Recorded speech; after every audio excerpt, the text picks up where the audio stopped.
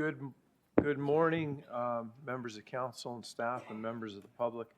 I'm going to ask that you join me in a moment of personal reflection, but before we do that, I do want to take a moment to recognize, and if you would keep them in their thoughts, former regional councillor Irv Harrell and Joseph Anello.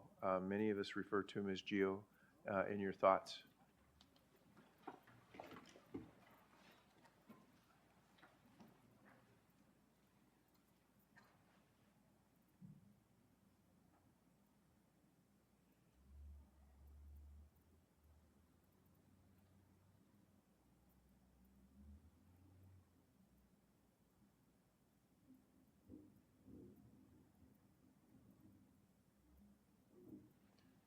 Thank you.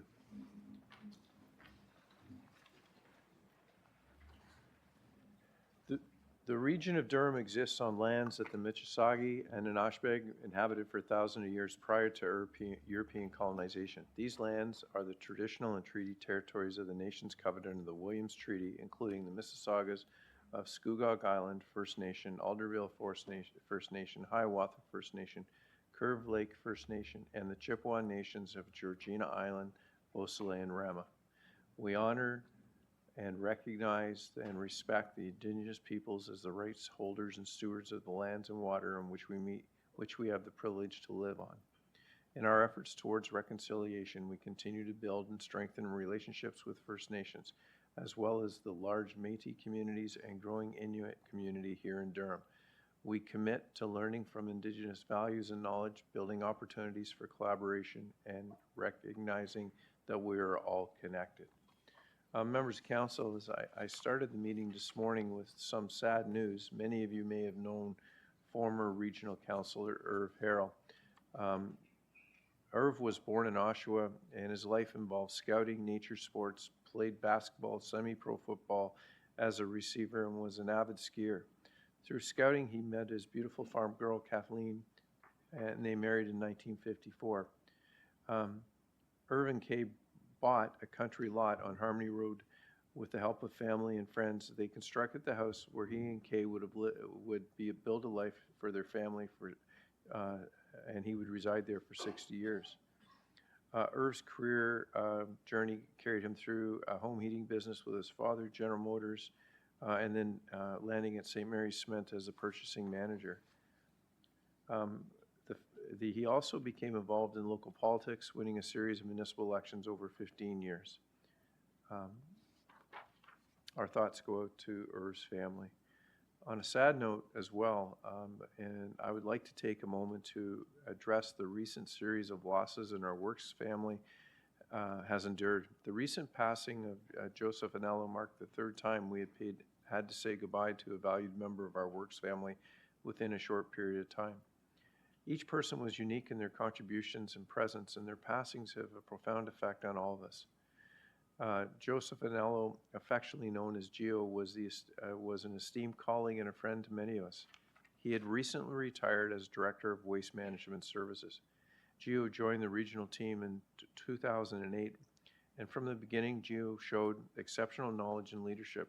His contributions to our waste management team were immense, particularly his role in the development of the operations of the Durham York Energy Center. But beyond his professional achievements, Gio was also a dedicated family man. He will be deeply missed, not only as a colleague, but as a friend to all who had the pleasure of knowing him. He leaves a remarkable legacy drawn from his distinguished career in the Canadian Forces and his many contributions to the region as testament to his character and integrity. Our thoughts go out and deepest sympathies to Gio and Irv's family during this difficult time. In memory of Gio, his family has asked that each one of us extend an act of kindness to another so that he can continue to make the world a better place as he did in life. Members of council, on that note, again, I know we had a moment of reflection, but could you please join me in standing for a moment of silence?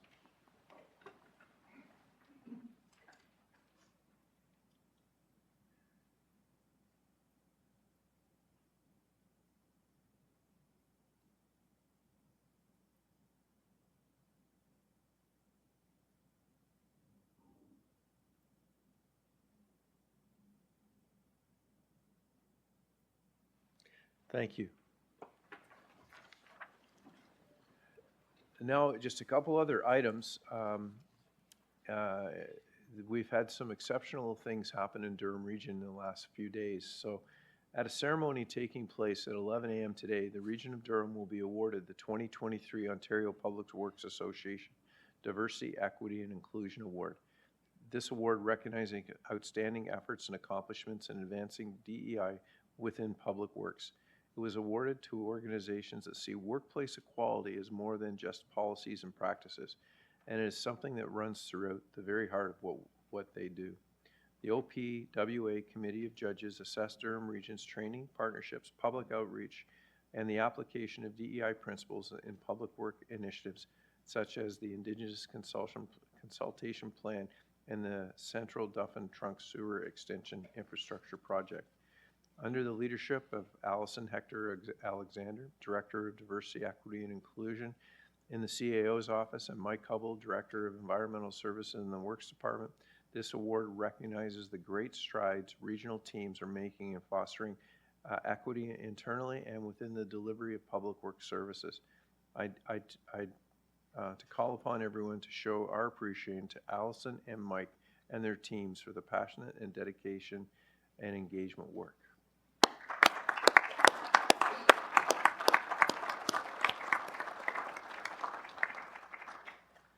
And I have some more exciting news to share with you. The Region Municipality Service Delivery Officials, MSDO, recognized the Service Durham team with the award for excellence in service delivery for demonstrating exceptional commitment to enhancing customer service and operational efficiency through their My Durham 311 program.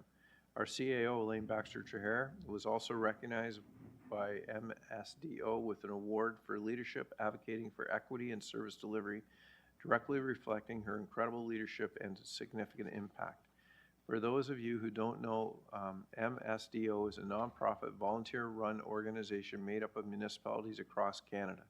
MSDO honors members' contributions to innovation, transformation, and excellence in delivering municipal services. I'd like to congratulate the Service Durham team, our CAO Elaine, and all who were part of this remarkable achievement. These awards are yet another shining example and welcome recognition of the exceptional service and excellence we continue to provide to Durham residents each and every day. Please, again, members of council, join me in congratulating our team.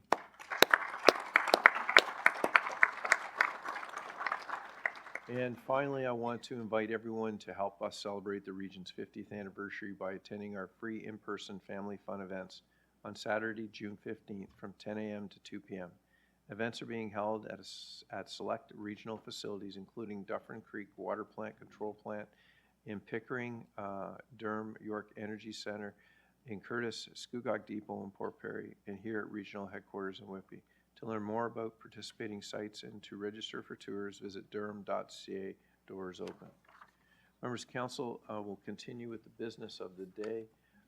Could I have have the clerk adopt a roll call, please? Thank you, Mr. Chair. Electronic roll call is starting now.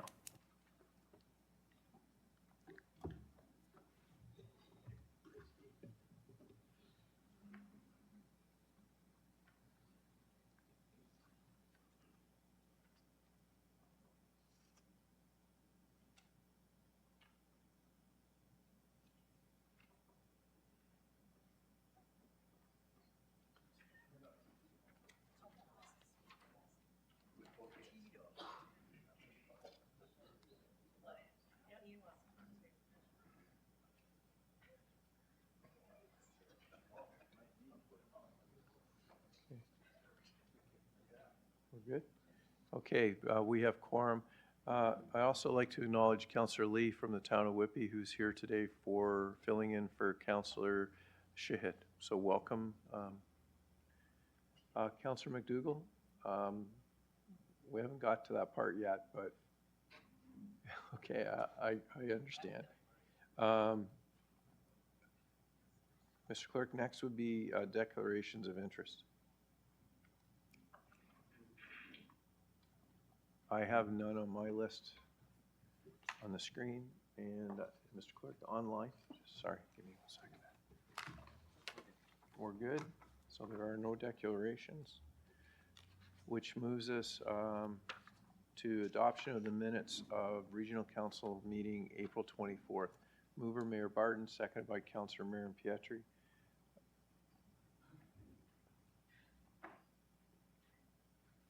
Okay, comments or questions? Seeing none, call the vote. All those in favor? In opposition? Seeing none, that carries. We have a number of presentations today. First presentation, 5.1, is Chris Hornberg, Deputy General Manager, Transit Services, with Anthony Pizzetti, Deputy General Manager, Transit Operations, Safe Driver Awards.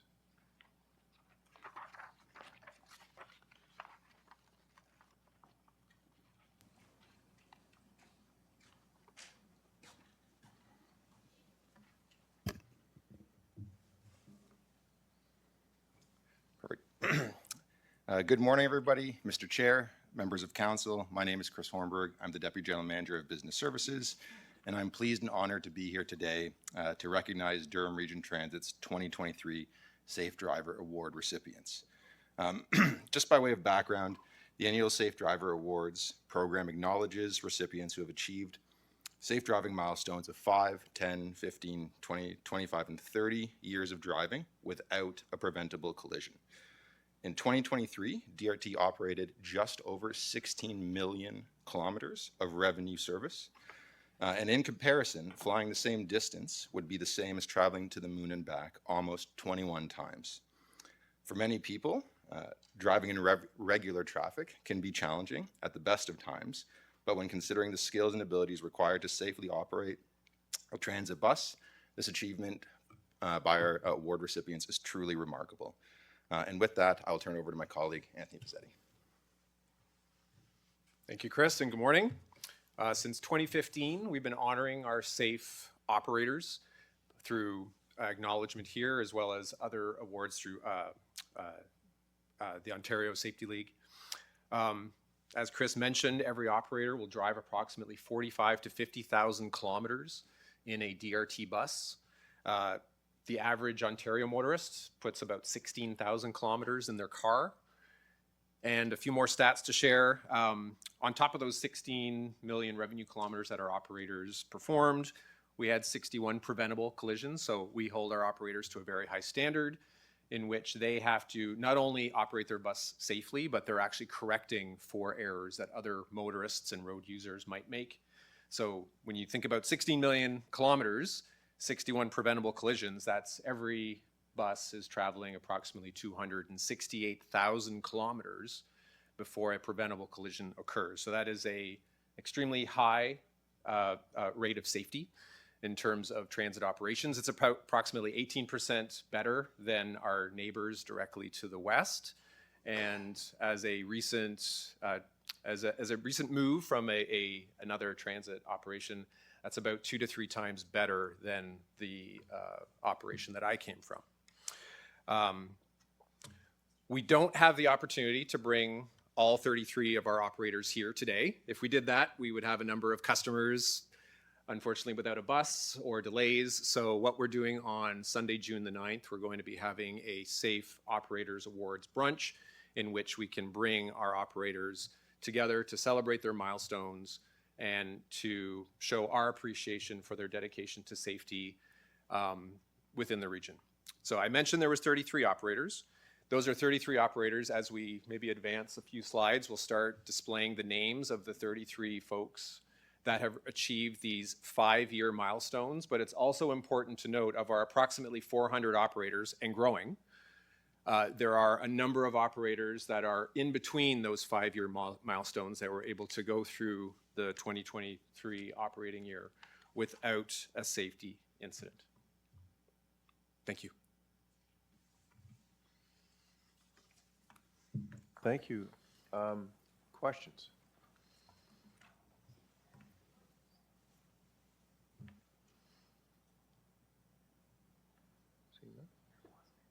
Mayor Foster. So, Chair Henry, I'm looking at you because I know I'm going to get a glance in response. Do you know how deeply we appreciate the work that you and your staff are doing? And would you kindly send our compliments along? Well done. Any other question? To your team and the great service they provide to the residents of Durham, congratulations. Job well done. I had a chance, members of council, to sit and drive a bus in a very small parking lot a little while ago. And I have to tell you that it is a very specialized skill, and it takes a particular talent to manage that bus on the streets that are not from that seat, that do not look as wide as they are to someone who's driving a car. But anyways, congratulations to you and your team. Well done. Thank you. Members of council, our next presentation is Michael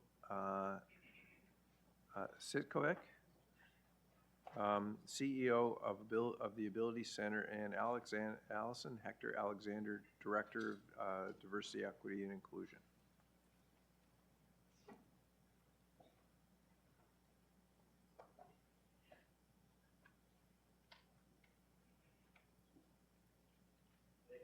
Regional Chair Henry and members of council, good morning. And thank you for the opportunity to address this body regarding your incredible work at the Regional Municipality of Durham, which culminated in the region winning the prestigious Accessible Employer of the Year Award at the 2024 Ability Center Accessibility Awards. As a resident of the town of Whitby for the past 11 years, in fact, it's my electric scooter you'll find out in the parking lot, and having called Durham Region home for the past 16 years, I'm very proud to live, work, and play in a community that invests in accessibility and inclusion. It's not lost on me that I'm here with you today as we collectively celebrate National Accessibility Week, with this year's theme being Forward Together, Accessibility and Inclusion for All. At Ability Center, we don't use the term DEI, we use the term IDEA because we include accessibility in our inclusion, diversity, equity, and accessibility. Just a few days ago, the region and Ability Center hosted an incredible Durham Accessibility Workshop, which was attended by nearly 300 advocates and organizations, proving our community's passion in accessibility. Having recently joined Ability Center as the new president and chief executive officer, it brought me great joy to learn that nearly all of the local area municipalities have completed or are participating in the renowned Lead Canada process, which helps organizations to successfully embed accessibility and inclusion strategies, giving staff the confidence and capabilities to meet the needs of all Canadians. To date, Ability Center has helped dozens of municipalities, school boards, and corporations through the LEAD process. In the coming months, Ability Center will look to increase its sport and event hosting capacity so the Durham region, through expanded tourism, and Ability Center, through hosting, can bring more visitors to our region and showcase our leadership in accessibility, while also increasing revenue to deliver on our mission and develop more accessible and inclusive programming. In just 12 years, Ability Center has become best in class for its accessible programs such as Thrive, an incredible adult day program serving nearly 80 wonderful participants who bring such joy to our building each day. Therapeutic Recreation in Schools, or as we call it, TRIS, is currently being implemented in 3 school boards in Durham and Toronto regions and has impacted more than 20 schools and 300 students. With thousands of fitness members who visit Ability Center, we continue to generate revenue that supports amazing programs like TRIS, Thrive, LEAD, and others. Unlike other fitness clubs where profits go to shareholders, our Durham Region community users enjoy the world-class facility while also financially supporting our cause and our nonprofit organization. Durham Region continues to walk the walk by making decisions through a lens of inclusion and accessibility. The region has accomplished several of the goals identified in its current strategic plan, which I know concludes at the end of this year. Congratulations. It's because of this leadership that the Regional Municipality of Durham was recognized as the 2024 Accessible Employer of the Year at our recent Accessibility Awards. Presented to a business organization that has made an outstanding contribution to creating an accessible and inclusive workplace culture. The Accessible Employer of the Year lives organizational values and promotes the active and meaningful participation of individuals with disabilities in the labor market. The highlight is Project Search, and I know you see it out in the hallway. It's a 10-month transition to work internship program for high school students with developmental or intellectual disabilities who are in their final year of school. Project Search is an example of positive change through strategic partnerships. The success of Project Search has come through a collaboration between Durham Catholic School Board, the Ability Center, and the Regional Municipality of Durham. As the employer in the Durham Region chapter of Project Search, multiple award winner, Allison Hector Alexander has led important work, which has resulted in placing 10 interns in meaningful positions across 2 work sites during the first cohort of selected students. My understanding that process has already started for year 2. This is one step forward in helping create an inclusive Durham region. Through Allison's passion, dedication, expertise, and values, Project Search has become a best practice for other regional municipalities, school boards, and private partners. Please join me in congratulating multiple award winner. I feel like it's Taylor Swift or Beyonce at the Oscars. Multiple award winner and the Regional Municipality of Durham for winning the 2024 Employer of the Year. Congratulations, Region, and congratulations, Allison.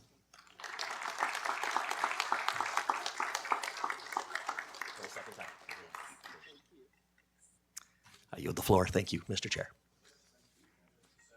These members of council, questions?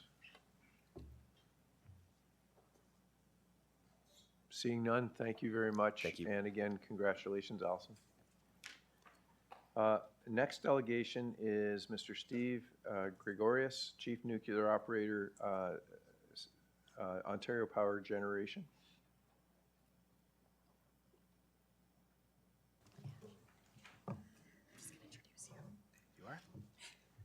Oh, Caitlin, will you do an introduction, please?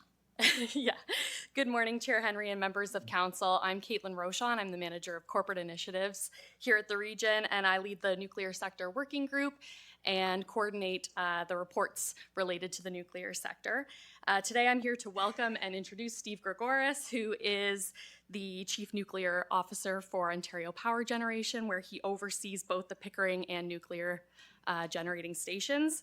So I want to thank you today for coming and to share this update with council. Thank you, Caitlin.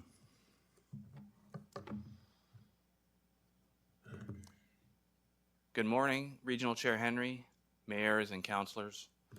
Again, my name is Steve Gregorius. I'm the Chief Nuclear Officer for Ontario Power Generation. And with me today, Good morning. My name is Lindsay Hamilton. I'm the Senior Manager of Stakeholder Relations at Ontario Power Generation. Thanks for having us here today. and thanks for the opportunity to speak with you today. Today, I'd like to provide you with a status update on our nuclear operations and our nuclear projects at both the Darlington and Pickering sites, and we'd be happy to answer any questions you may have. Before I begin, I'd like to take a moment to thank the Region of Durham, Council, and staff for your ongoing support of our operations and projects. We value the long-standing relationship with the region and its communities. We understand it's a privilege and not a right to operate in these communities, and we work hard each and every day to earn the trust and confidence of our local communities. I'd also like to extend my thanks to Mayor Foster for his continued dedication to the Canadian Association of Nuclear Host Communities and the dedicated work that team is doing to support nuclear host community engagement worldwide. Thank you, Mayor Foster. In addition, our thanks to regional staff, including the nuclear sector working group members, Caitlin being a lead of that, who facilitate multiple initiatives related to the nuclear sector, including investment attraction and preparing the region's submissions for regulatory processes. We are proud of more than the 50-year history we have in Durham Region.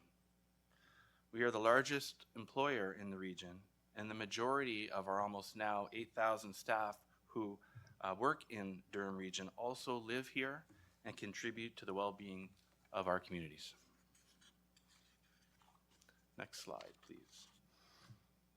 On this slide, there's a graph from the Independent Electricity System Operator, our grid operator, and it shows the pathways to decarbonization, I'll say trend, from now until 2050.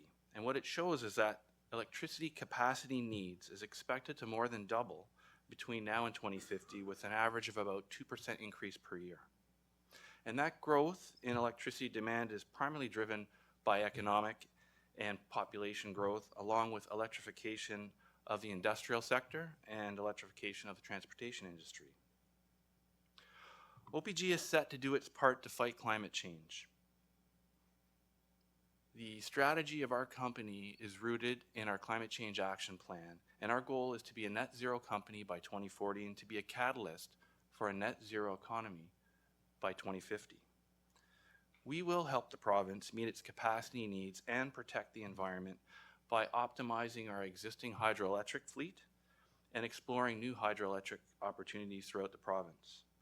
Leading hydrogen development, exploring energy storage opportunities, ensuring our nuclear refurbishments are completed safely and with quality, on schedule and on budget, leading the advancement of small modular reactors, and supporting a feasibility study for the province on additional new nuclear build throughout the province.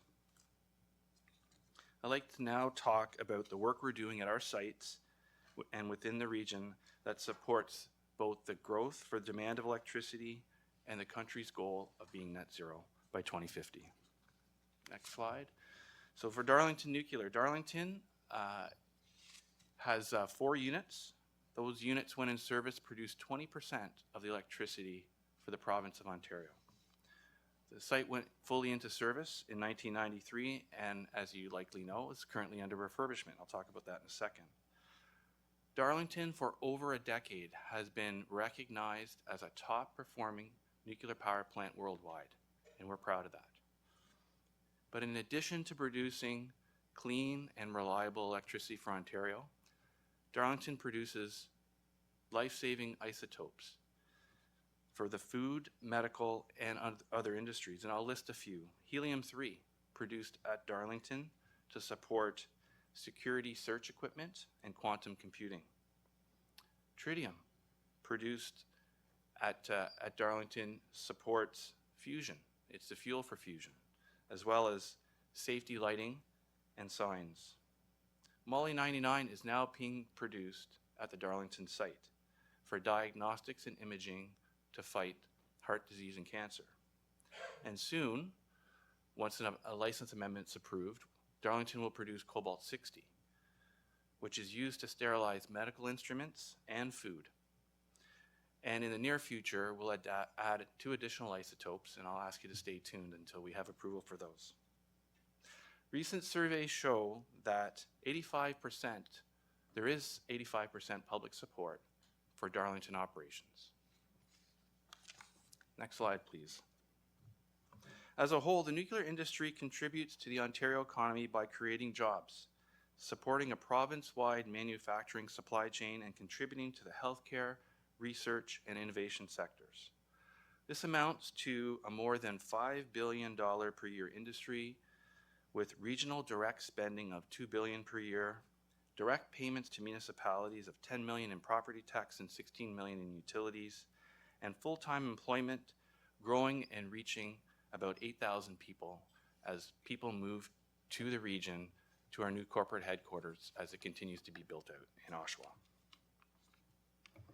As a status for the Darlington refurbishment project, recall that the refurbishment's there to replace some life-limiting components in the reactor, as well as to improve the reliability of a number of support systems so that that plant operates for another 30 to 35 years.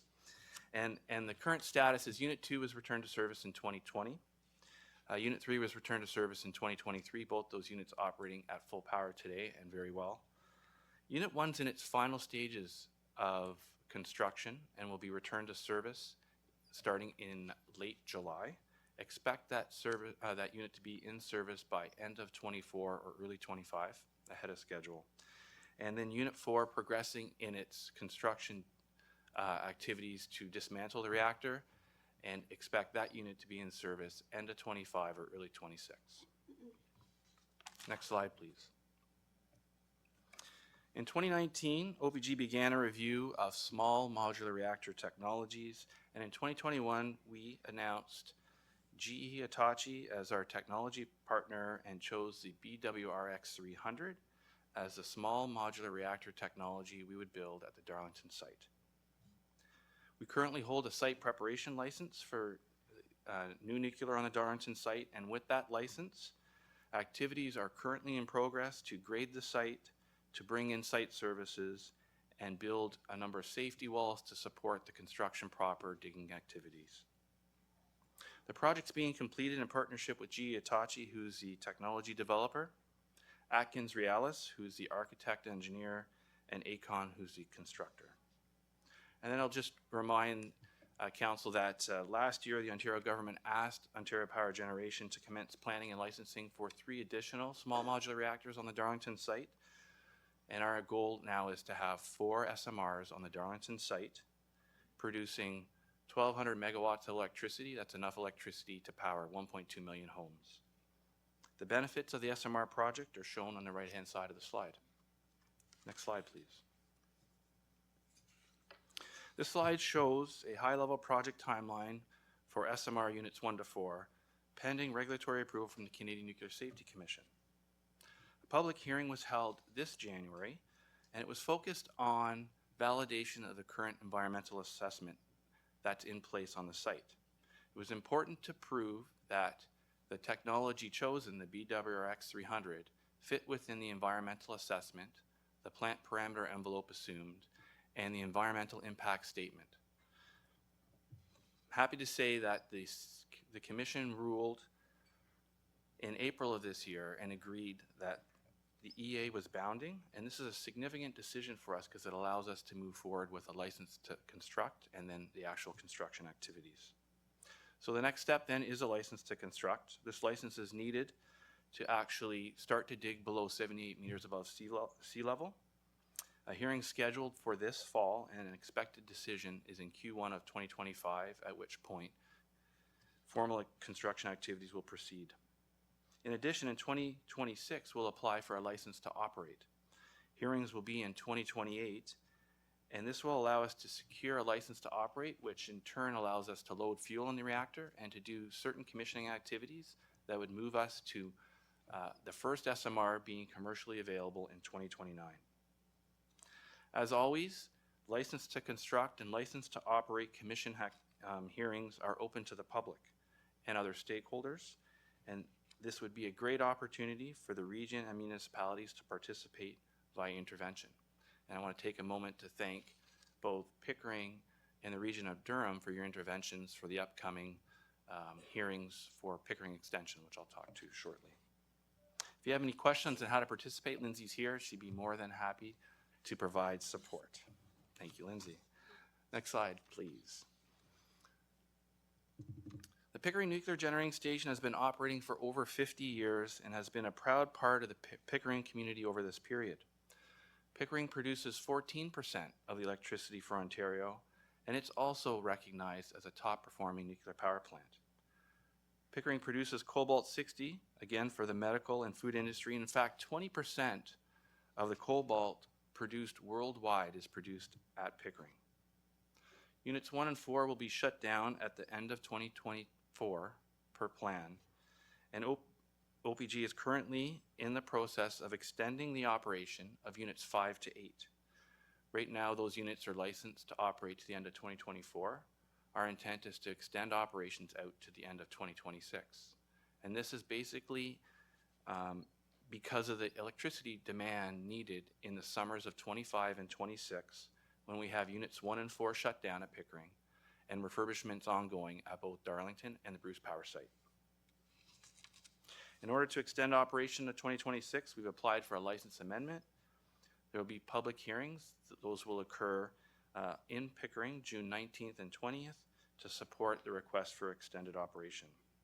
We expect a ruling by the Commission in the fall, and I'll let the Council know that we are confident that the Pickering site is fit for service and safe to operate for an additional 2 years. Next slide, please. Given the more recent changes in electricity demand and the need to more than double our capacity of the grid by 2050, and given the success of the Darlington refurbishment project that we're currently having, OPG completed a study to assess the feasibility of refurbishing Pickering Units 5 to 8. The study was submitted to the province in the summer of 2023, and in January of this year, the provincial government announced their support towards the refurbishment of Pickering Units 5, 6, 7, and 8.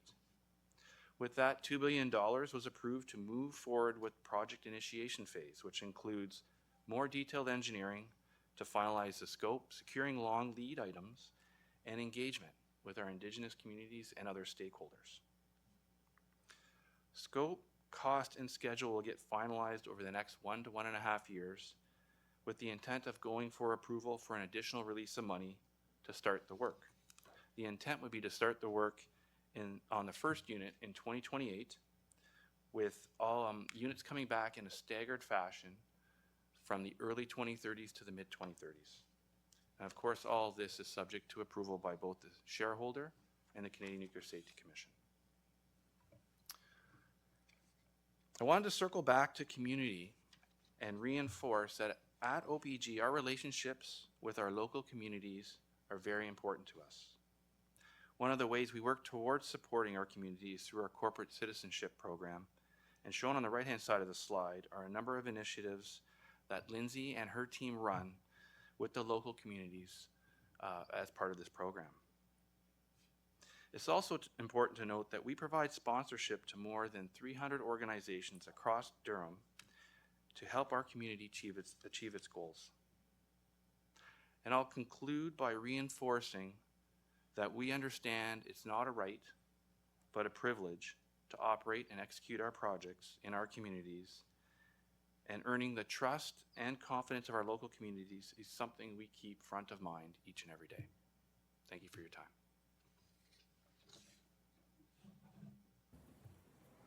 Thank you. Questions, members of council?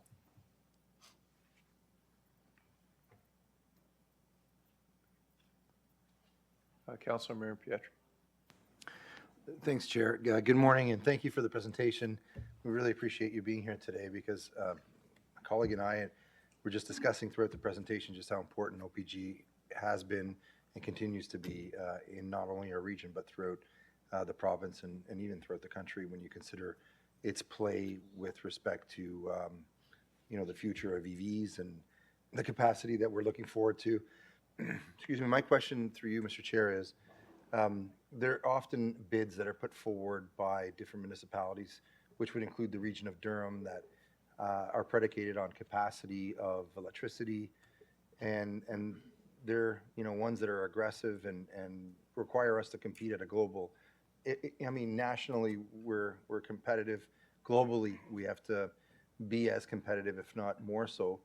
Can you talk a little bit more about the capacity that both at Darlington and in Pickering you'll be able to provide for these bids and for these particular EV factories and the quantum that's required? Because I think for the average person, through you, Mr. Chair, you may think that you can put it anywhere, but my understanding is that the region of Durham and in specific areas, within the city of Oshawa, you have that capacity and maybe not in other parts of the province. So this is very important for us to understand that. Okay, thank you for the question. Thank you for the recognition. It is an important question because as EV factories or large AI, factories, I'll call them factories, get established, those are large amounts of megawatts that get demanded by the grid. We're talking 300 megawatts, so the size of an SMR. And so that has to be done planfully. And so OPG works very closely with the independent electricity system operator to make sure that as the province works with different companies to build out that infrastructure it's done so that both the grid and the generators can support that build out.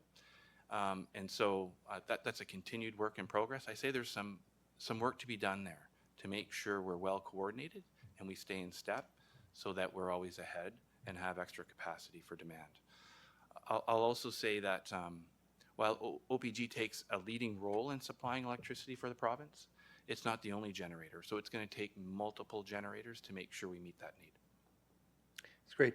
I don't have any further questions. I just want to continue to recognize OPG as a major component of what we need and require, not only locally but nationally, to be able to advance the kind of employment that we look forward to in the future. I know that friends and family members have been employed at OPG, namely my mom for decades. So I want to compliment how serious you take not only the provision of energy now, but also the future needs. So thank you, Mr. Chair.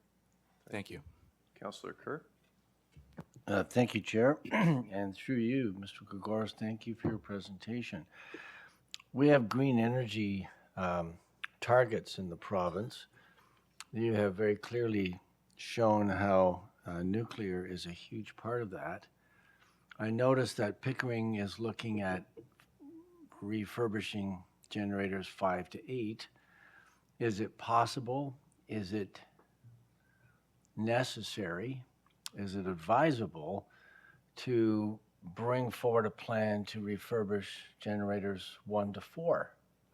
And would that be a better way to go than diversifying into energy sources which are perhaps not as reliable as nuclear? What's your position on that? Thanks for the question. I would say that first, to build out clean electrical generation, nuclear has a significant component of that, but not the only component. Within the component of nuclear, refurbishments are a cost-effective way to build out and extend the capacity of our grid. And that's why we're refurbishing Darlington, and that's why we're going to move to refurbish units 5 to 8. We're moving forward with units 5 to 8 right now because we have an existing environmental assessment that supports that refurbishment and continued operation, which is, I'll say, that takes some significant effort. So with that in hand, we can move forward with the planning and the execution, along with all of the engagement activities that go with that. The Pickering 1 to 4 units do not have an environmental assessment to support their continued operation. So they're in a different position for being able to move to some kind of generation on that part of the site. They're also the first vintage of CANDU units built in the world at that level, 500 megawatts. And so, as you can imagine, with each additional build, so it went Pickering 1-4, then Bruce A, then Pickering 5-8, then Bruce B, and then Darlington, and in between that, units worldwide. The technology and the design advanced. And so there's some additional design advancements that would be required for the Pickering 1 to 4 units that would say a refurbishment isn't the way to go. But I tell you that where that site is located and all the infrastructure in place from water to the grid to a full organization and supply chain and vendors, our intent is to look and provide different proposals for how we best use the 1 to 4 side of the plant to generate electricity. Thank you. It just seems to make more sense to revitalize what you have than to find another site and start from scratch. So where do the small modular reactors fit into this? In terms of potentially looking at 1 to 4 or locating small modular reactors distally so that they can directly service certain areas. Is that a more doable or a more advisable way to go, or is it best because the infrastructure is there to consider looking at revitalizing 1 to 4? Yeah, I would say revitalizing 1 to 4, the reactor side, is not something we'd proceed with. But using the turbine side of the plant, using the intake structure for the cooling of different systems, and then figuring out what kind of technology could be put on the north side of the turbine, that's what we would look at. It could be small modular reactors. OPG is working with Atkins Realis and Bruce Power on ACL on updating the Monarch design, the newest design for the CANDU reactor. That design would allow for some build out there as well. And so all that'll be considered, whether it's large, whether it's small, the appetite by the communities, by the municipality, by the province, and the regulator. And we put together a proposal to see if we'd get support. Okay. Thank you very much, Mr. Chair. Thank you. Thank you. Councillor McDougall. Thank you. Thanks for the presentation, and I certainly appreciate everything that OPG does for our community. And being a professional engineer, I'd be remiss to say I think you're the largest employer of professional engineers in Ontario. Yes. My question is industry typically follows economic power wherever it exists? And my question is it possible for the nuclear industry in Canada, as it builds out, to compete globally with other areas that might not be producing as green a power as us? Short answer is yes. And we're actually doing that right now. So, you know, what I would say is certainly our priority is within Ontario, but we're actively working with Saskatchewan and Alberta and with eastern provinces on a nuclear build out to help their jurisdictions where they don't have hydroelectric that they can use. And so wind and solar is great, but it's not there all the time. You need something to backstop that, and nuclear would be a solution. Beyond that, we're actively working with Tennessee Valley Authority and Southern Company in the U.S. Because they are collaborating with us as we lead with small modular reactor technology and build out.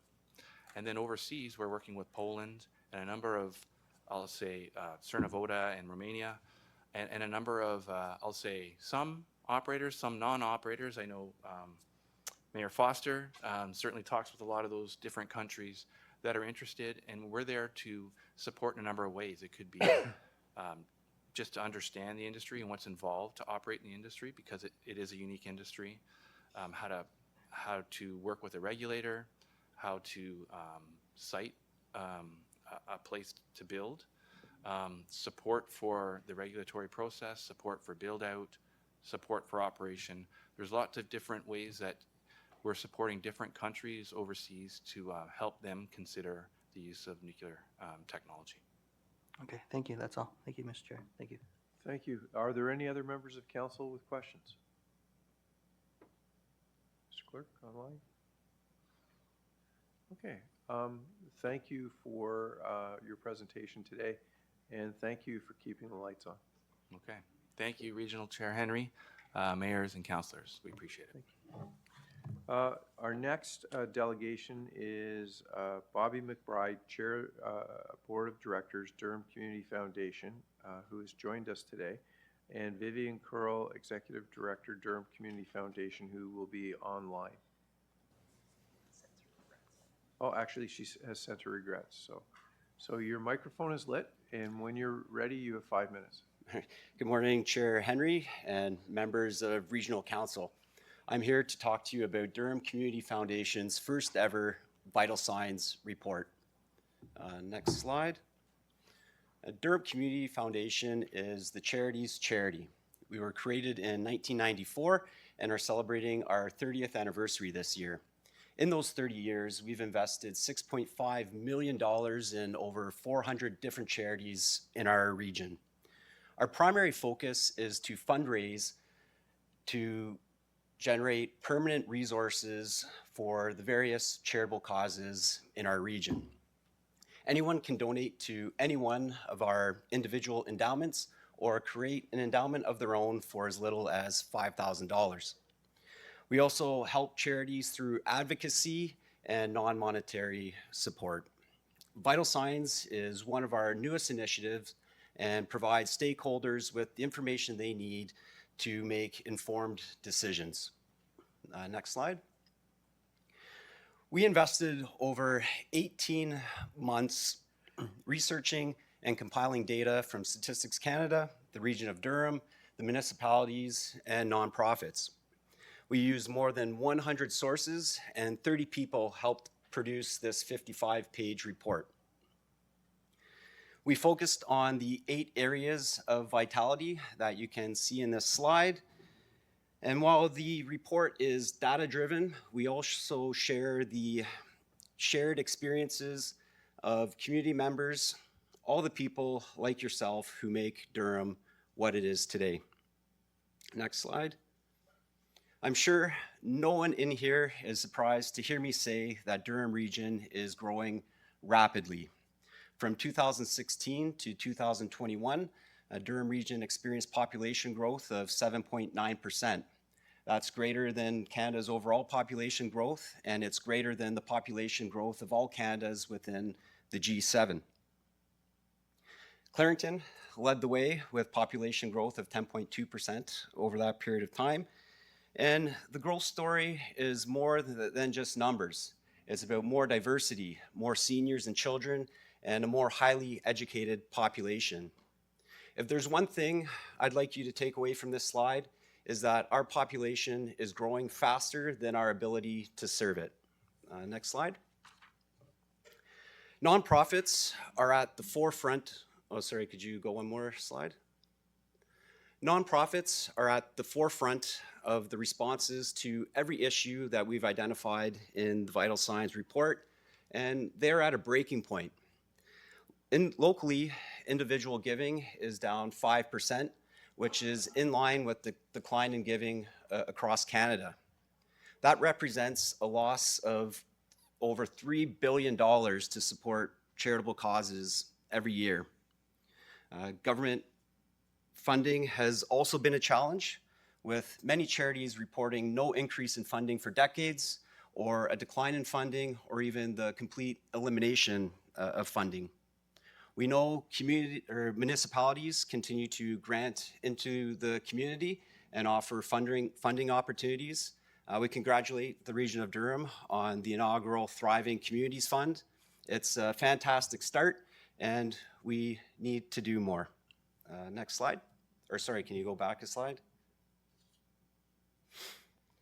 We have shared this report with our donors and challenged them to make a financial commitment to our Vital Durham Endowment Fund to ensure that there are permanent resources to address all of the pressing needs that we identify in our Vital Signs report. We'll continue to update this report on an annual basis, with our next update coming in December of this year. The Durham Community Foundation is asking that all elected officials use this report to ensure there is data-informed funding decisions that are made. Through the sharing of data and leveraging of each other's funding decisions, we stand the best chance to ensure our communities continue to thrive into the future. Thank you. Questions? First will be Councillor Marin Pietri. Chair Henry, just wanted to express my condolences to your foundation for the passing of Mrs. Lafarga. I know that she was a great community leader and an advocate for the foundation. There's a lot of great work that you've showcased that's happened over the years, and I know that she was a great part of it. So want to just express that. Also just wanted to, through you, Mr. Chair, ask some of the initiatives that you've undertaken in the past. You're seeing a shift in needs in our community and priorities. So just wondering if you've highlighted any that we should be aware of. Yeah, all those 8 needs that we've identified are pressing needs, but mental health is becoming more and more of an issue. Food security, as well as homelessness, and violence against women and children. Those issues are all intimately connected and are a major need in our community. You need resources to combat that, and that is a challenge. And it's not just monetary resources. We can also donate our time if money's not there. But yeah, those would be the 4 that I would think would require the most pressing need, and they're all intimately related. Thank you. Mayor Foster. Thank you, Mr. Chair. Some of you will wonder why I'm so quiet. I don't have Councillor Garrett here helping me along. He's on virtually, so just wanted to let him know that I'm missing him right now.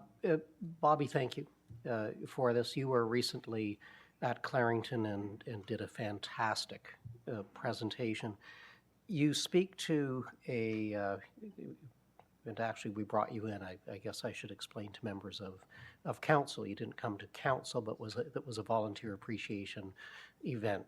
We are so thankful for that. You speak to a 5% drop in financial contributions. Has there been any effort or any way to look at the drop in volunteer hours? So we are recognizing that volunteers are aging out in a number of communities. Would you share that, and do you have any statistics around that? I don't have any specific statistics off the top of my head, but I know there is like a significant drop with COVID for obvious reasons, and like inertia is real.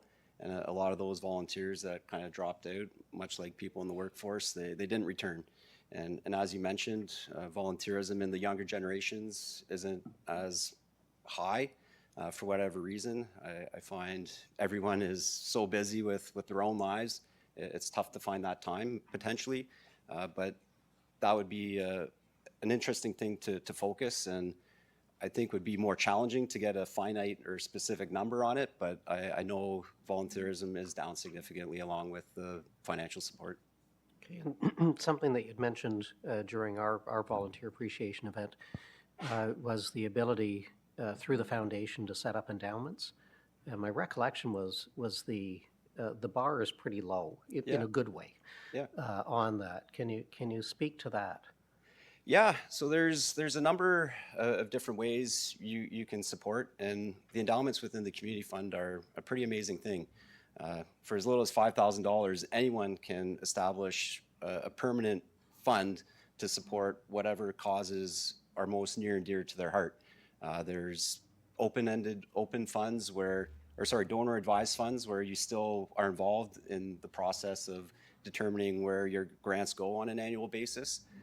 There's designated funds where you would designate a specific cause, or you can simply just, or designate where you designate a specific charity, or you can just tell us you want to focus on the senior population, and then our granting committee would determine on an annual basis where your grants would go to support those causes. We have a number of scholarship funds. If you want to establish a fund in whosever name you'd like to give back to the community, that's another popular option for people. But it's such a cool way to create a memory and a permanent source of support that you really don't have to do anything. I mean, the foundation takes care of everything for you. So an individual could, or a group of individuals, contribute $5,000. You'd get a charitable tax receipt for that. That could be in the name of a loved one who has passed, or in recognition of someone. You administer it, whatever the focus is, violence against women and children, and that would carry on into the future. Yeah, it's designed to carry on in perpetuity. We have outside chief investment officer through the Toronto Foundation that manages our pool, and then the CRA prescribes what you can grant out on an annual basis, and depending on the level of involvement you'd like, and be completely hands-off, and it can just exist in perpetuity without any interference, or you can be involved and join our granting committee in determining where your grants go on an annual basis. Great, thank you. I think that's an amazing opportunity that we could hear more about. Thank you. Mr. Chair, thank you. Thank you. Mayor Roy? Thank you, Mr. Chair. And Bobby, thanks for coming and bringing the presentation. Vivian brought it to us at Health and Social Services.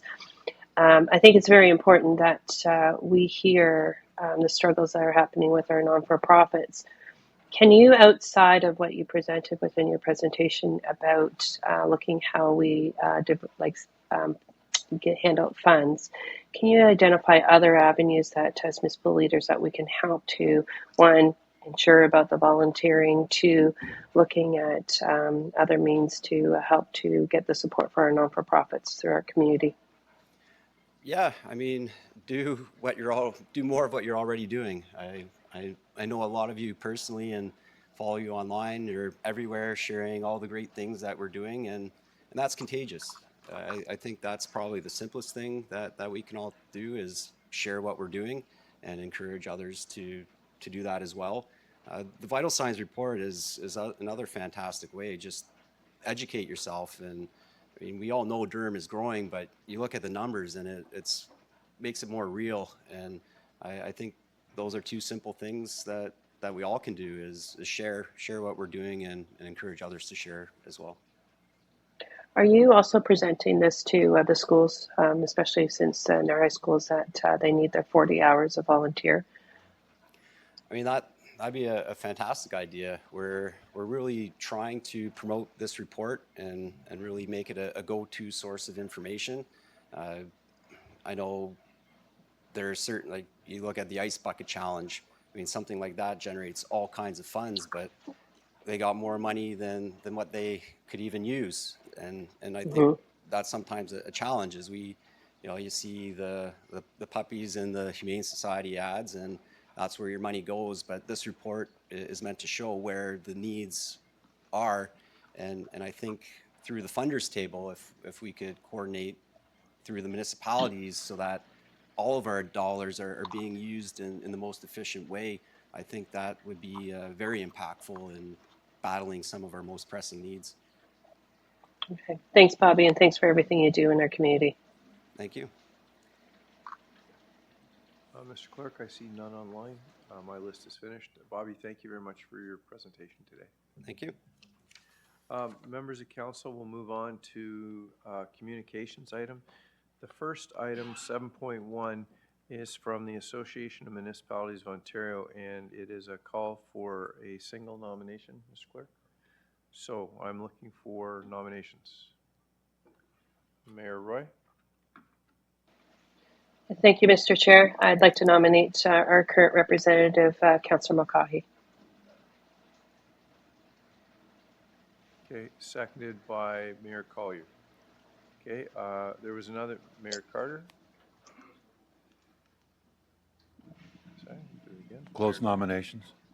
Okay, before we'll move that nominations are closed. We'll call the vote on closing nominations. All those in favor? Oops, pardon? I need a seconder. Seconded by Councillor Miriam Pietri on closing nominations. On nominations being closed, all those in favor? In opposition? Seeing none, Councillor Mulcahy, you will take the endorsement. I will, thank you, and I'd like to thank my colleagues around the table, but I'd also like to send a special thank you to Bronwyn Hanelis with the region for all of her assistance in working with AMO. Okay, so members of council will need to vote on Councillor Mulcahy. All those in favor? In opposition? Seeing none, that carries, and congratulations. Members of council will move on to 7.2. There's a memorandum dated May 29th from Adnan Nihim, one of our solicitors. It's a bylaw to repeal and replace bylaw 2211-79. I need a motion to receive for information. Moved by Councillor Chapman, seconded by Councillor Brenner on the recommendation of receiving for information. Councillor Nicholson. I'm just trying to get a clarification. Receive information means we're going to repeal the bylaw. Is that correct? Mr. Hunt? Because it says bylaw to repeal or replace bylaw 21179. But then the recommendation says receive for information. This means it's no action being taken. Okay, I'll go to the clerk. Thank you. Thank you. Through you, Mr. Chair, the responsive bylaws are also found under section 14 of the agenda. The correspondence simply indicates that they've been included on this agenda for consideration. So we're just receiving the correspondence and we'll change the bylaw later. Correct. All right, thank you. Okay, thank you. Any other member of council? Seeing none and none online, we'll call the vote. All those in favor? In opposition? Seeing none, that carries. We'll move on to 7.3, correspondence from Brock Board of Trade, bridge closure on Durham Region Road 15 in Beaverton. A recommendation is referred to consideration of report 2024-COW19. It is item 10.2 on the agenda. Can I get someone to move the recommendation, please? Moved by Mayor Schumer, seconded by Councillor Anderson. On the recommendation to refer this to the consideration of the report, all those in favor? In opposition? Seeing none, that carries. The next item is 7.4, confidential correspondence from Mayor Carter, City of Oshawa proposal or pending acquisition and disposal of lands with respect to the new Oshawa Whitby Depot. The recommendation is referred to consideration of report 2024 F-11. Can I get a mover and a seconder, please? Moved by Mayor Carter, seconded by Mayor Watton. All those in favor? In opposition? Seeing none, that carries.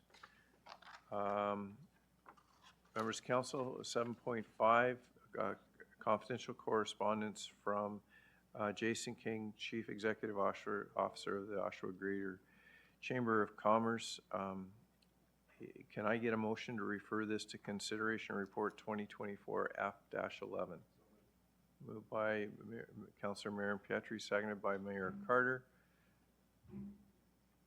Comments or questions? Seeing none. On the recommendation, all those in favor? In opposition? Seeing none, that carries. Okay, just 1 second. Mr. Clerk, could I have the sheets, please?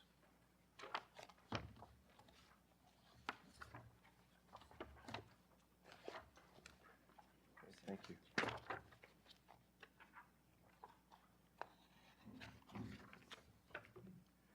Members of Council, we're going to move on to committee reports. The first committee report is Finance and Administration, moved by Mayor Ash, seconded by Councillor Leahy. Is he online? Yes, he is.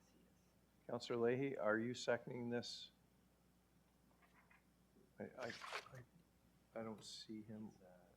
So let's go to. Oh, Yes, I'm here. Okay, thank you. That Thank you. Pardon? He's good? Okay, sorry. The recommendations contained in items 1 to 5 inclusive, report number 4 of the Finance and Administration Committee be adopted. Members Council pulls. It starts on page 62 of your agenda. Okay, Councillor Nicholson, I'll go to this, and if you could put a request in, please, then I'll go to you. Mayor Schumer? Excuse me, pull number 1, please. Number 1, thank you. Councillor Nicholson? Number 5. Number 5.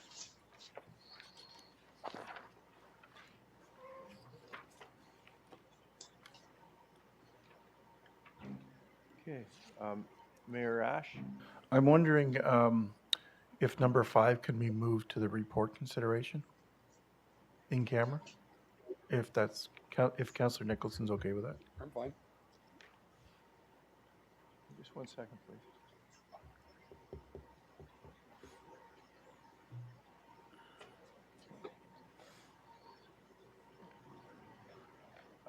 You know, Mayor, I think we're good just to go with it. Okay, that's fine. Okay. It's a confidential report, and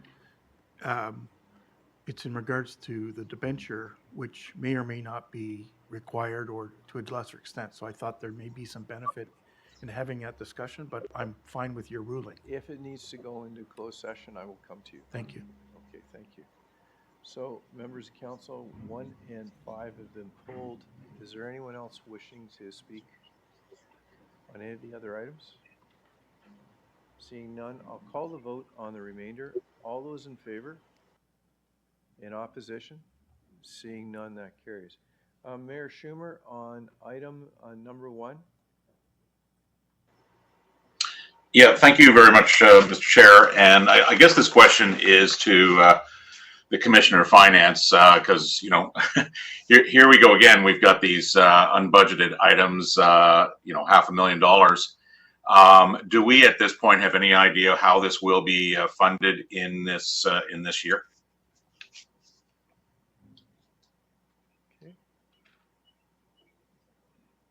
Okay. Go ahead, please. Sorry, thank you, Chair Henry, through you to Mayor Schumer. The intent at this point is that we would look for, in purposes of 2024's budget, we would look to find efficiencies within 2024's budget to be able to fund it within 24, and then certainly for 2025, we're looking for opportunities to offset this cost, but it would certainly be a base pressure for us in 2025. Okay, thank you. I mean, I do understand the need for it as outlined. It's concerning again that, when we heard this last year, where we had these pressures put on our budget, and part of the pressures were coming from unbudgeted expenditures during the year. And I realize it's only $500,000, but still it's a significant issue when they pile up. Thank you very much, Mr. Chair. Okay, thank you. Is there anyone else wishing to speak to item 1? Online? Seeing none. On the recommendation, I'll call the vote. All those in favor? In opposition? 1 in opposition, that carries. We'll move on to item number 5, located on page 72 of your agenda. Members of council, I'll remind you that this is a confidential report, but we'll need to get it moved onto the floor, and then we'll go from there. So, Councillor Chapman? Sure, I have an amendment. Well, let's get the item on the floor first. Oh, sorry. It's already on the floor. Oh, I'm sorry. You said? It's moved. Okay, I apologize. You have an amendment, Councillor Chapman. I do, and it's been sent through to the clerks. Okay, and you have a seconder? I do, Councillor Nicholson. Councillor Nicholson, seconder of the amendment. Is it possible to post the amendment, please?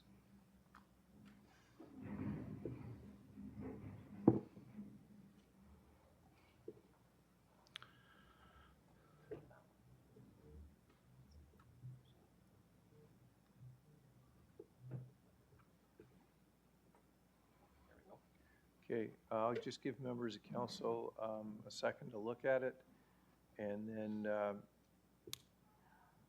Mr. Clerk, the amendment's public, it can be read into the record. Councillor Chapman, do you want to read it into the record, please? Sure. Moved by myself, seconded by Councillor Nicholson, that the master planning for the new Oshawa Whitby Depot on the subject property, approximately 70 acres, explore opportunities in consultation with planning and economic development for the potential co-location of additional employment uses, and should the master planning exercise identify surplus lands, that these surplus lands be put on the open market and sold for employment purposes. Okay. So this piece of property is in what will be employment lands once Envision Durham is passed. That's 70 acres being taken out of employment lands in Oshawa, which would reduce the opportunity for other industry, commercial, to purchase those lands and perhaps employ who knows how many people, depending on how many they come. I don't believe that in some of the discussions that the whole 70 acres will be needed. And if this was to pass, at the very least, when the planning is done as to what the depot is, where it should be on that hunk of property, if it passes through council, and how much of it is used, that the surplus should be available to those that may be interested in purchasing it to provide employment opportunities within the city of Oshawa. The other thing that must be realized, that if the region purchases this land, it reduces, we don't get any taxes on it in the city of Oshawa, which is the way it works. But having part of it, at least, that could go on to the open market. I'm not suggesting that we would sell it cheaper than whatever we're going to buy it for, which is in the confidential part of the report. I think they're trying to come in through the wall there. Yeah. That at least part of this property, as I'm saying, I don't think the whole 70 acres will be needed for the depot. That's yet to be seen. But whatever is surplus and or either to have a co-location for some employment uses and or to sell the surplus back on the open market so we can have employment lands, at least part of that property, if council should pass this. Thank you. Thank you. Councillor Nicholson? Yeah, thank you. In seconding this, I think this is the bare minimum that the region should be doing. we need a policy here in the region that when the region enters into a municipality, any of the 8 partner municipalities, and takes up employment lands for public use, that we need a policy where the region will then offset that acreage. You just can't go into a community and wipe out 70 acres of employment lands and say, oh, well, that has no impact on the lower tier, because it does. It wipes opportunities for jobs, works opportunities for taxes, it works out opportunities for further growth, servicing. There are significant impacts, and I think the same thing should apply in the reverse. If a local municipality wanted to acquire land that has impact on the regional end of taxation, then we have to develop policy that we offset that somehow. You just can't wipe out employment lands. The reason that I put that very clearly is that when we established the parameters under the OP and under the urban boundaries and under all the steps we take on planning, we designate land for employment. We say, these are the limits we're going to allow, here's the amount we're going to allow, here's the locations where we're going to allow it. And then when we throw all that out and decide we're going to impose ourselves as a region and buy out lands that we've already designated to be private employment lands, we need to have a way to offset that. You just can't wipe out the taxation base of a local community. 70 acres in Oshawa, we can absorb some of that. We can absorb some of that impact. But can you imagine if you took that and you put that in some of our rural communities and you decided you wanted to take out 10 or 15 acres of employment land, you wipe out the entire economic base. And that's why there's a pushback that you're getting from the lower tiers. It's not just from Oshawa, it's from Whitby, from other locations, for other projects, that are saying, you can't simply ignore your previous designation of employment lands and decide we're going to land bank for some future depot or some future operation that this council has not approved and the council has not financed. And we're seeing from the report here that despite having billions in reserves, we're going to borrow money to do this. So not only are we going to take from the tax base by using public lands, using private employment lands for public use, now we're going to ask the taxpayers that are left to pay more. And, it just strikes me, well, what's the point of going through the planning exercises and designating land uses if we as a region are going to simply walk like Goliath through the program and say, we're just going to impose our will? We are a partnership between the upper and lower tiers, and I think we have to recognize that. So I ask members of council to support the amendment as the bare minimum, and then we can have a very healthy debate on whether we want to actually proceed with this project in its entirety. But this gives some protection to the lower tiers and sets a precedent that hopefully will be used in other communities as well. Okay, thank you. Councillor McDougall? Yes, thank you, Mr. Chair. Just a question for the mover of the motion for clarification. It says opportunities in consultation with planning and economic development. Is that planning and economic development at the region of Durham or planning and economic development at the city of Oshawa, or both? Councillor Chapman? I would suggest it's. Sorry. Thank you. The intent is that it would certainly start at the region because the lower tier and the upper tier economic development departments work together in tandem. So what would be the look is if the regional economic development had some interest from somebody that hadn't got down to, in this case, to Oshawa, then going through that thing. But I know that our department under Commissioner Bridgman would certainly be in discussions with the city of Oshawa about potential other uses. Thank you. Very good, that's all, thank you. Councillor Marin Pietri? Thank you, Chair. Are we in camera? No. we're Okay, so I'll save my comments for the in-camera discussion, but I just wanted to highlight. Councillor, we may not be going into camera unless you ask to go into camera. I'm certain that there's going to be an in-camera discussion, I'd hope, anyways. This is a large expenditure. On the amendment, yeah. So if the amendment passes and it goes to the main motion, and somebody wishes to go into camera to discuss the item, then we can. Well, I'll signal that right away. Okay, So- so when the amendment's finished, Mr. Clerk, Yeah. we've got a request to go in camera from Councillor Miriam Pietri to ask questions of, On the report? just of the report, but for clarification, we'll need, it's on a land acquisition? Yeah, okay, got it. Okay. Yeah, thank you very much for that clarification. I appreciate the amendment. I can't support it, and I'll tell you why.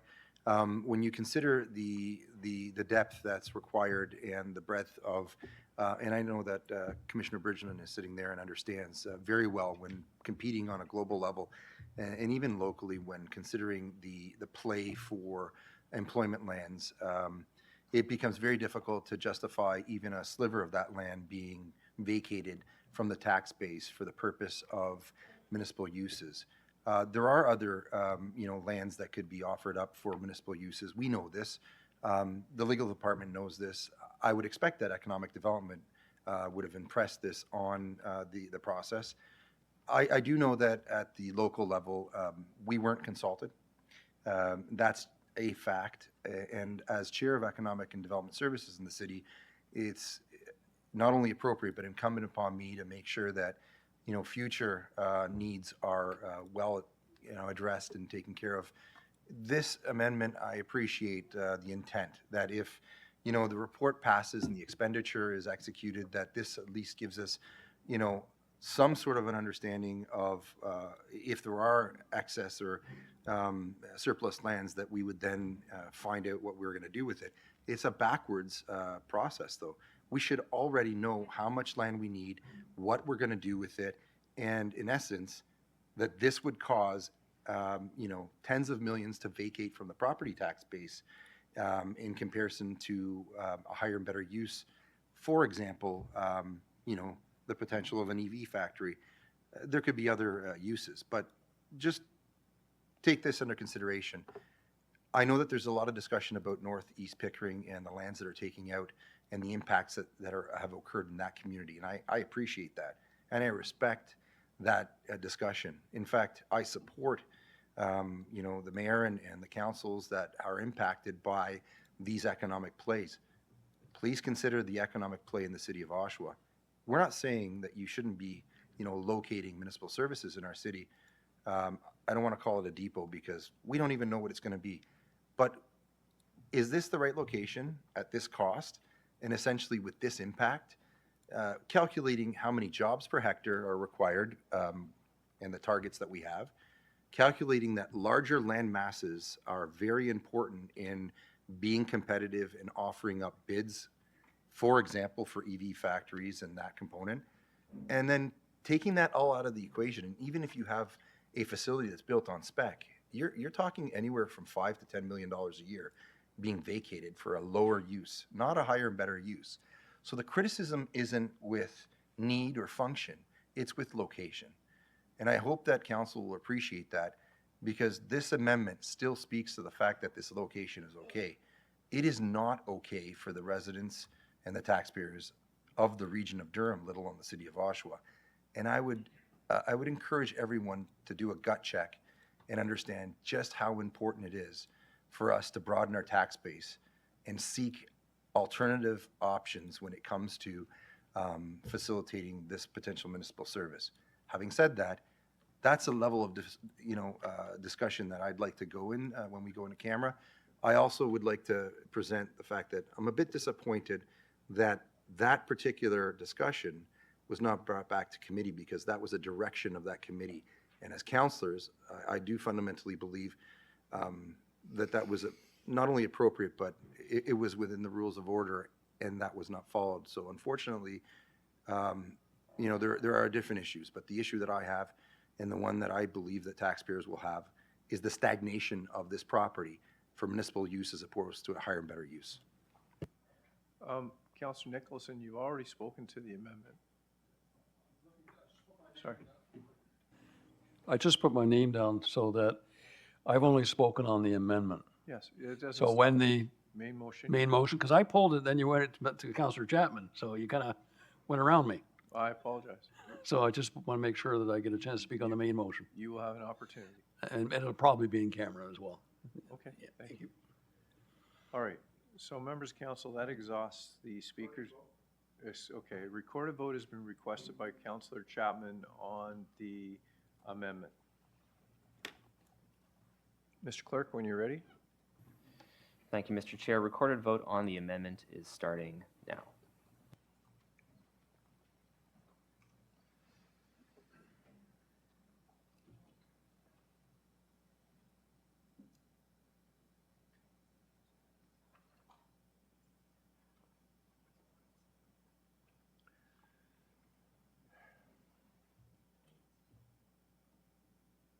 Okay, so the amendment carries.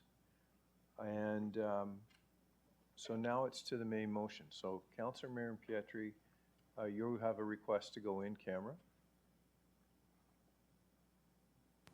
I do, Chair Henry. Okay, seconded by Councillor Nicholson to go in camera. No, Councillor Nicholson, or Councillor Marion Pietri, when he spoke, requested to go into closed session. So I apologize, but, okay, so we, Mr. Clerk, before we go into closed session, how much time do we need to go to closed session? To shut down. So, members of council, maybe what we'll do is I will call the vote to go into closed session, but before I do that, can I get a motion to recess for 10 minutes? Moved by Councillor Kerr, seconded by Councillor McDougall. To go into close, okay, so Mr. Clerk, I've made an error. So we'll call the motion to go in camera, then we'll accept the motion to go in on recess for 10 minutes. Yes. Okay, so the motion to go in camera, all those in favor? Opposed? Okay, that motion carries. And the motion to go into closed session, all those in favor?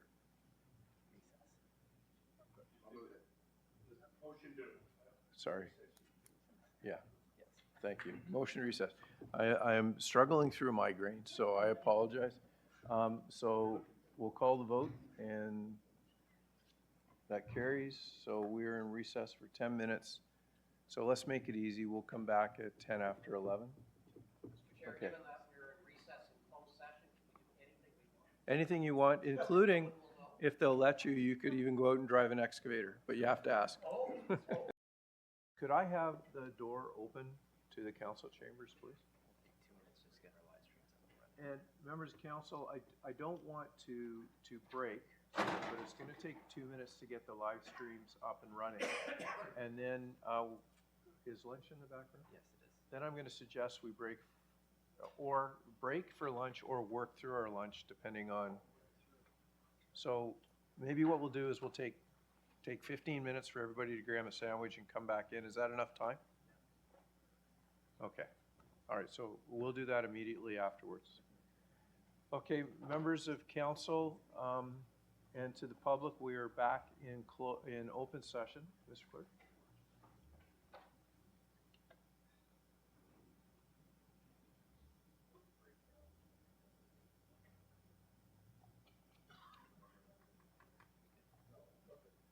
Just looking for, okay, so we're in open session.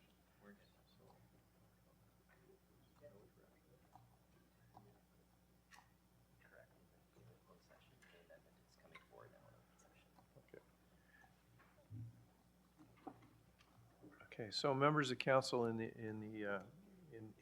case of transparency, no motions or amendments were passed in closed session. We are back in open session. I understand that there is an amendment. Councillor Nicholson? Thank you, Mr. Chair. First of all, I'd like to request that a recorded vote be made on all votes regarding this item, both the amendment and the main motion. Main motion, yes? Yeah. Okay. Secondly, I'd like to move the motion that's was up on the screen. And if I get a seconder, I'll be happy to comment briefly. So members of council, it's on your screen. I'm looking for a seconder.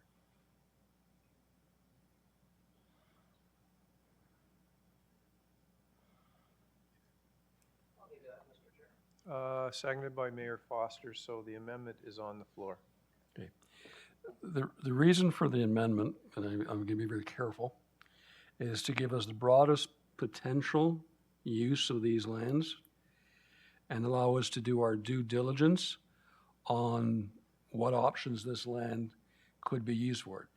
That may involve a master plan or may not.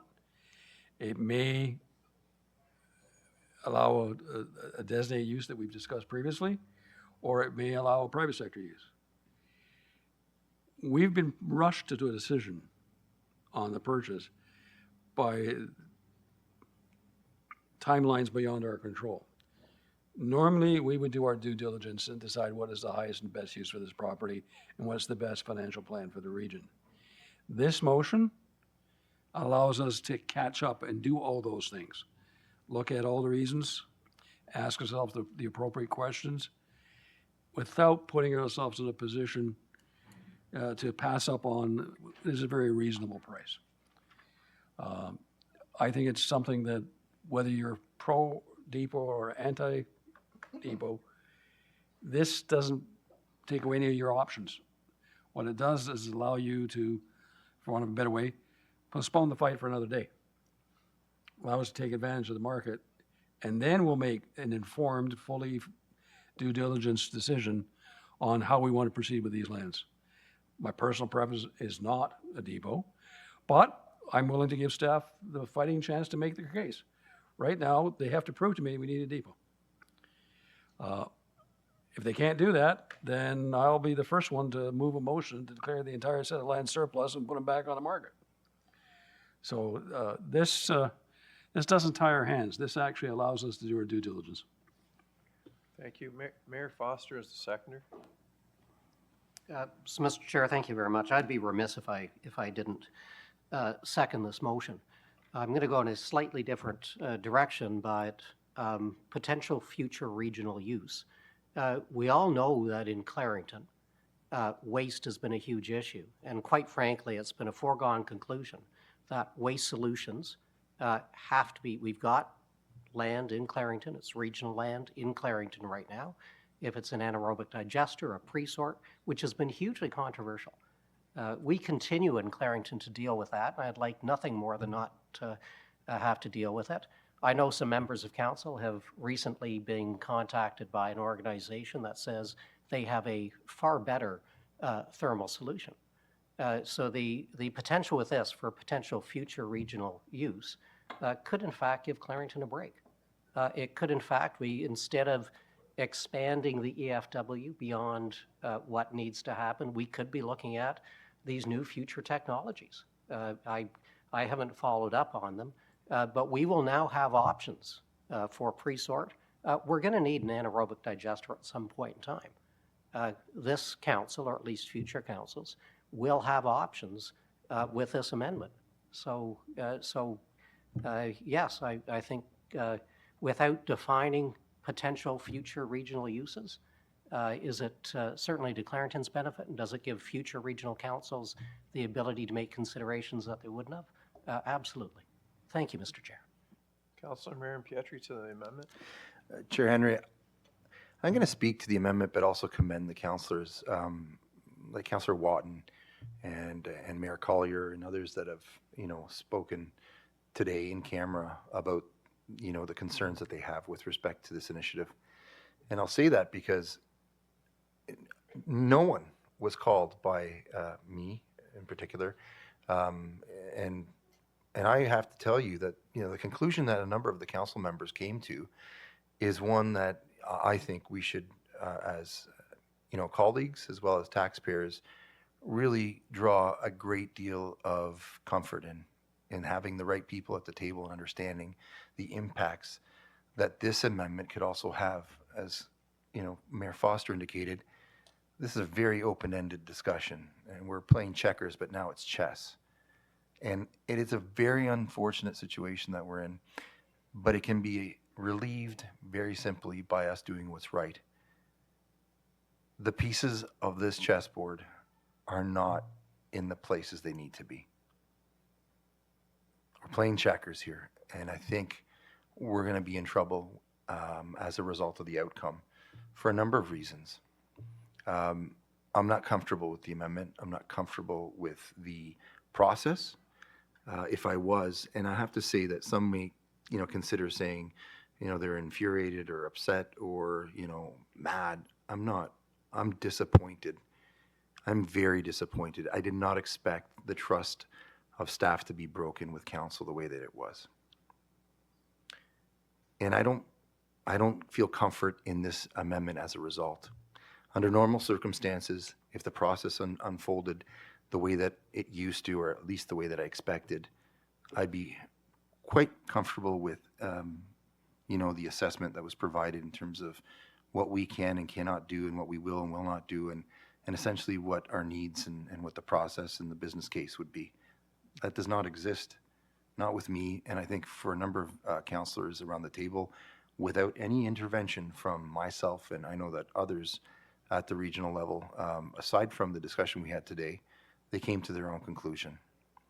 So I'll say this, if we're willing to put forward an amendment of this nature and think that the property is not going to be used for municipal purposes, then why would you end up purchasing the property?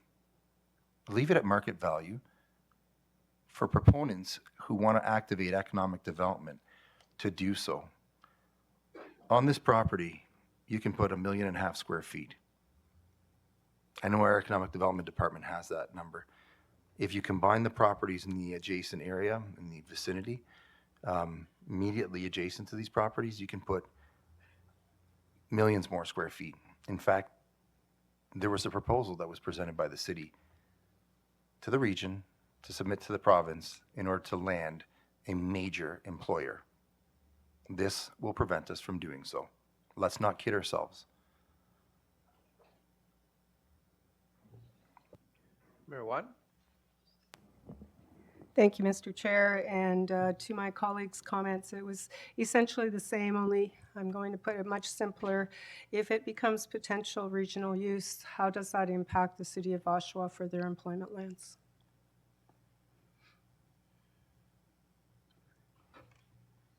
Directly at the beginning of the conversation, there was concern that this land would be used for a depot and that much of the tax base and the funds would be lost to the city of Oshawa. So if we are doing this as a potential future regional use, how will that impact the employment lands? Perhaps it's been too long a morning, but I'm not getting it. Mr. Bridgman? Councillor, is that question to To me? whomever would like to take it, because like I said, it's been a long morning. Well, Well, maybe perhaps Chair, and then looks like Mayor Carter has some comments. I'll go to Mayor Carter next, and then we'll come back and see if we can't help. Mayor Carter, do you have that look that you haven't answered? Just to preface my comments, I have been wrong once before. Once. Nobody talked to Paula. It doesn't change it, in my opinion.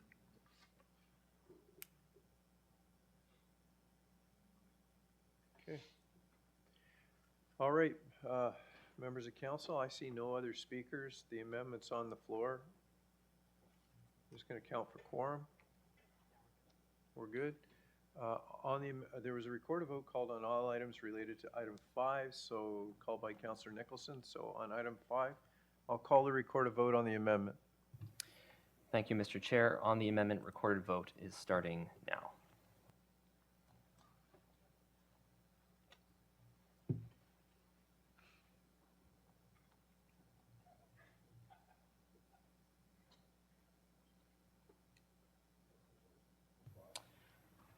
I'm looking for Councillors Garrod, Jubb, and Neal connected remotely.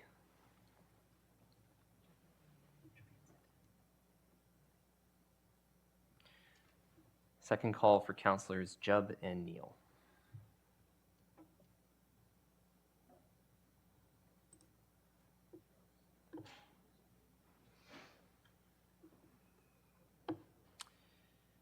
Councillor Jubb is reporting he's having technical difficulties. Last call for Councillor Neal.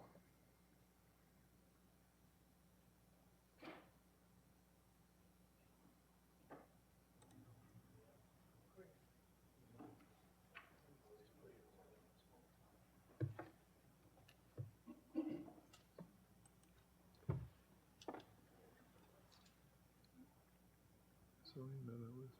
Yeah, the amendment loses.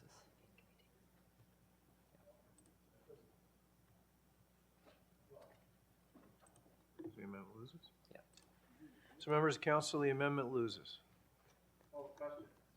Okay, well, Give me 1 second. I'm going to try to get council. sorry, just give us 1 second. We have a technical issue.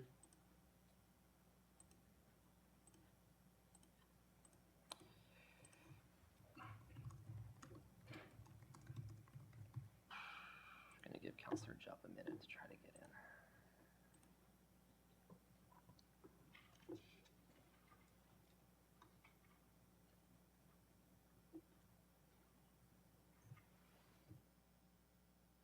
Mr. Clerk?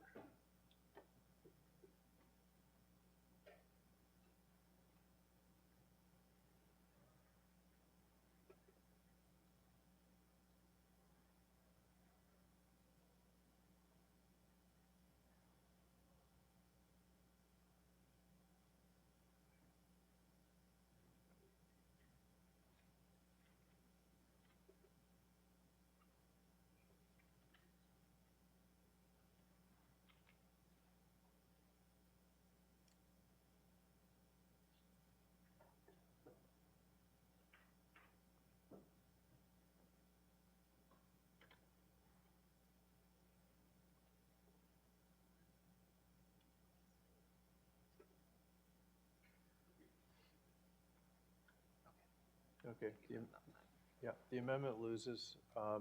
We're now on to the main motion, and seeing no one requesting to speak, it was a recorded vote was called by Councillor Nicholson on the main motion.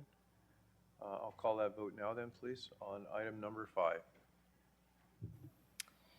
Thank you, Mr. Chair. Recorded vote on confidential item number 5 of FNA report number 4 as amended is starting now.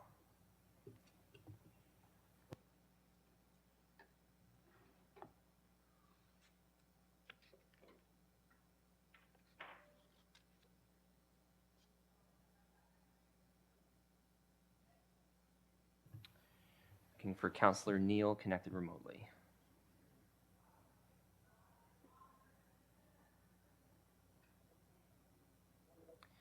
Second call for Councillor Neal. Last call.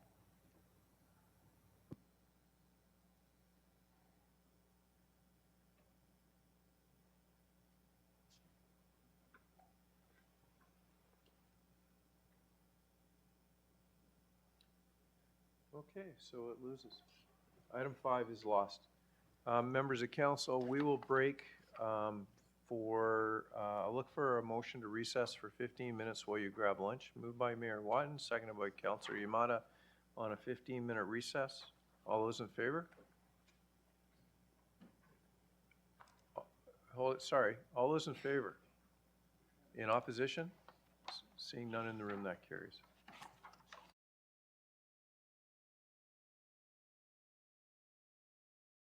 Mr. Clerk, when you're ready, call this meeting back to order, and can you do a roll call, please? Thank you, Mr. Chair. Electronic roll call is starting now.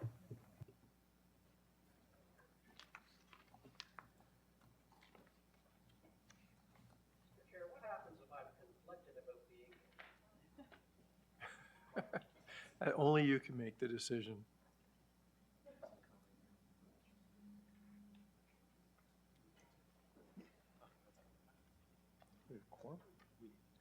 Members of council, we have quorum. We're moving on to the Health and Social Services Committee meeting. Mayor Roy is not with us this afternoon, so Councillor Dyes, you're going to move the report as the vice chair, seconded by Mayor Foster, that the recommendations contained in item 1 and 2, inclusive of report number 4 of Health and Social Service Committee, be adopted. Polls. Online? Seeing none? We'll call the vote. All those in favor? All those in favor? In opposition? Seeing none, that carries. We'll move on to Planning and Economic Development, moved by Councillor Chapman. Councillor Pickles is online. Just a thumbs up as a seconder. Thank you, Councillor Pickles. that the recommendations contained in item 1 of report number 5 of the Economic Development Committee be adopted. Opposed? Seeing none and no hands on the report, all those in favor? In opposition? None, that carries.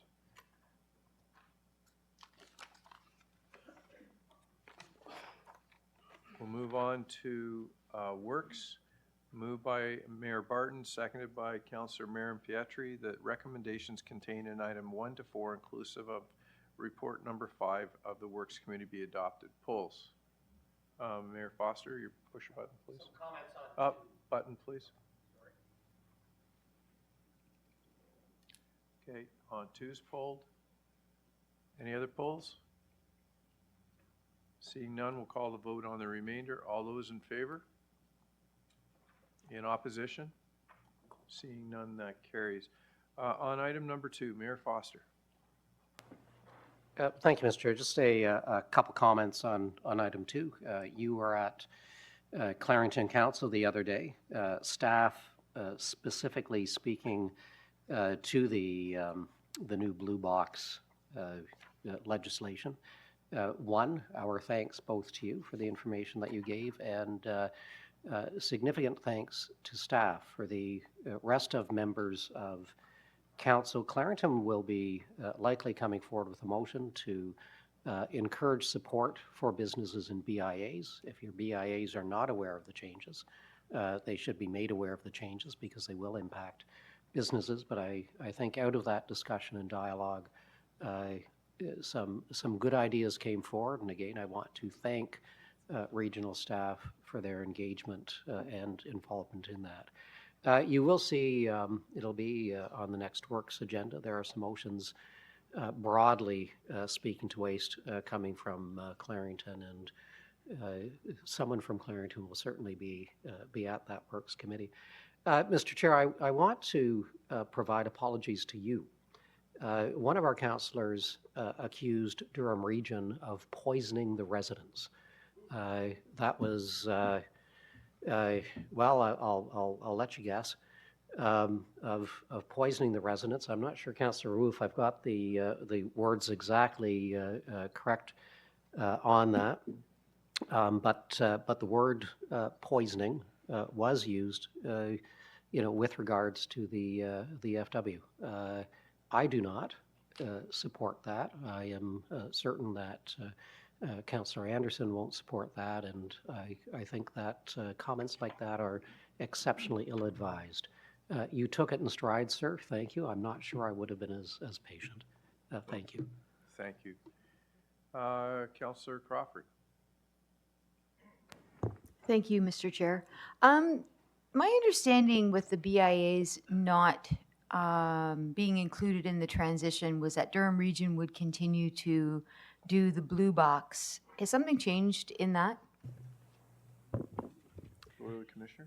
Through the chair, there's no change until end of 2025. So as of now, January 1, 2026, BIA's blue box collection will cease to exist. However, through a motion of this council and other forums, we are trying to put pressure on the province to make sure they retain that beyond that date. And I think a couple of days ago, we got a response from the province, of course, initial stage positive one that they will review it. And I know that there are other municipalities as well, like across Ontario, they'll get impacted. So given that we've got 18 months, we are hopeful the province might move on this to include ICI users such as small businesses, also to the EPR regime. But from this point, July 1st, we will continue with their blue box. Is that correct? Yeah, until end of... Until the end of 24, yeah. Exactly, until December 31, 2025, there's Okay. no change. Okay, thank you. Okay, thank you. Councillor Wu. Yeah, and thank you, Chair Henry. And again, I just want to echo Mayor Foster's comments. Thank you very much for bringing your annual address first to Clarington, then also to Ramesh and Andrew. And I think they're trying to roll out to each municipality about the new Blue Box program, which is starting in 1st of July, and the enhanced green bin.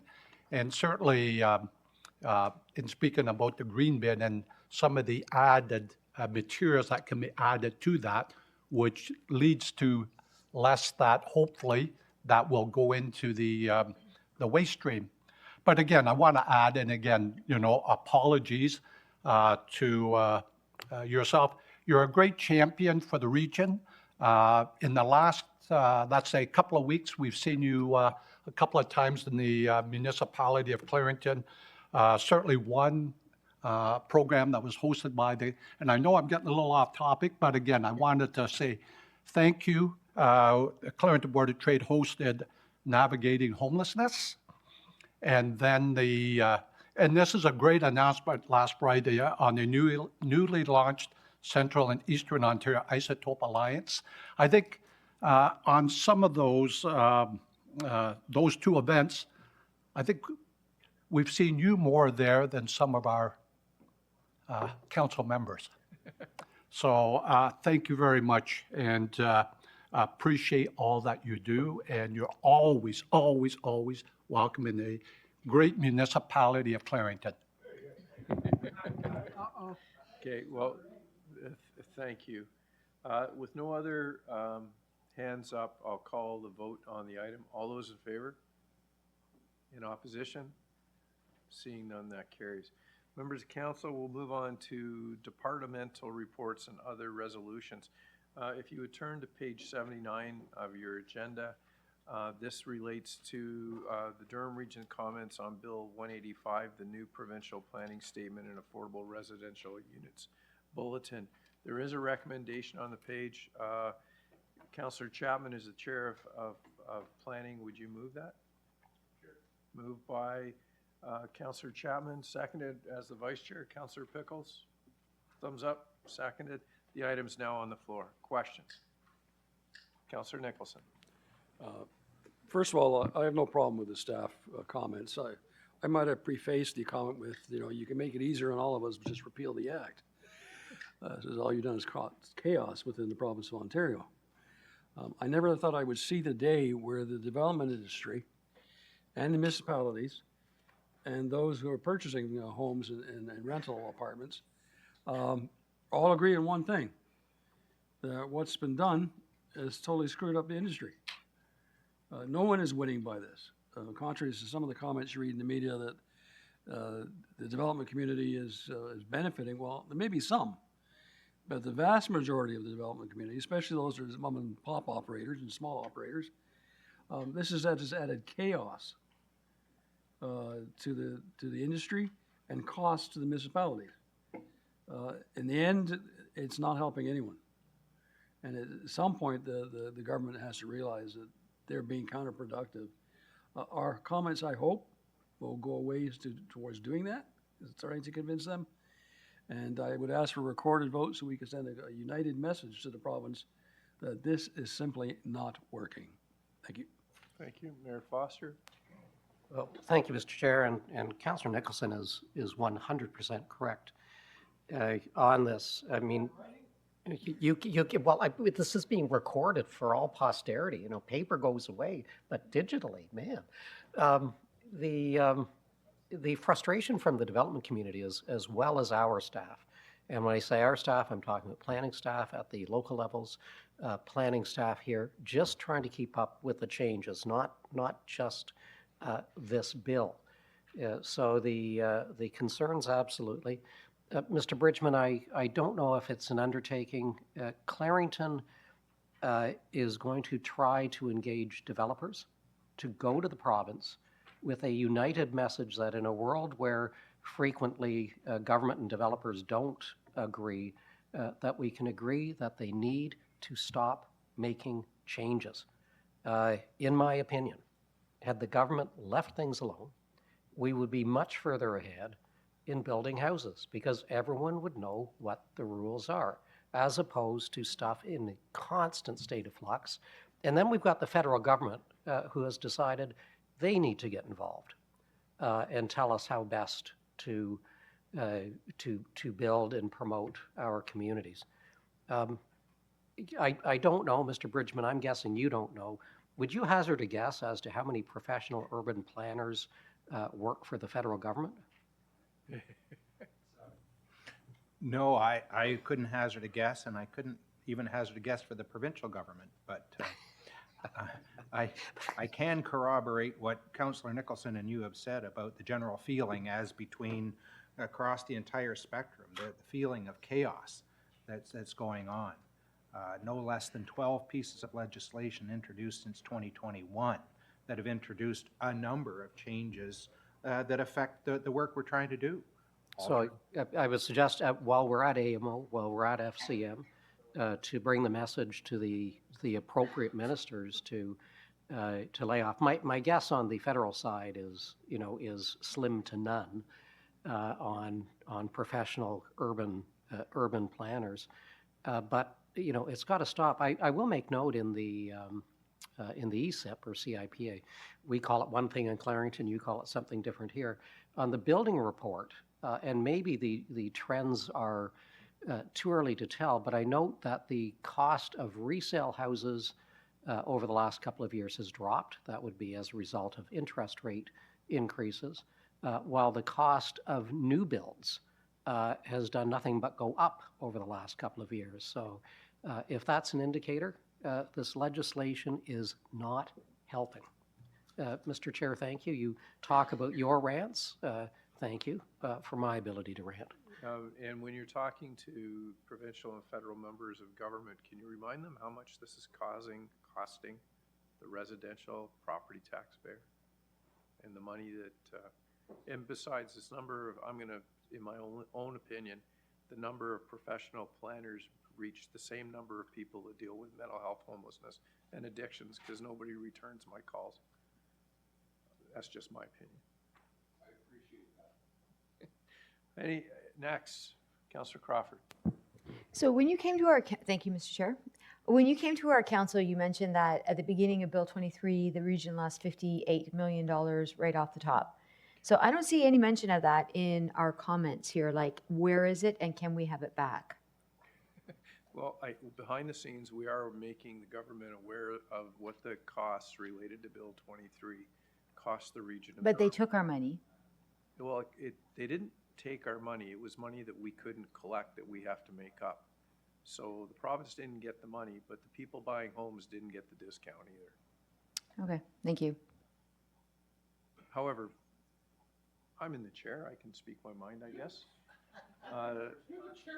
But on that issue, it's important to understand that under the new development charge regime created under Bill 23, Durham Region was the first municipality under that. So this year, were caught within our budget. It was a $58 million line budget. But the province was made keenly aware that the next one to do their development charge realignment was Peel, followed shortly by York.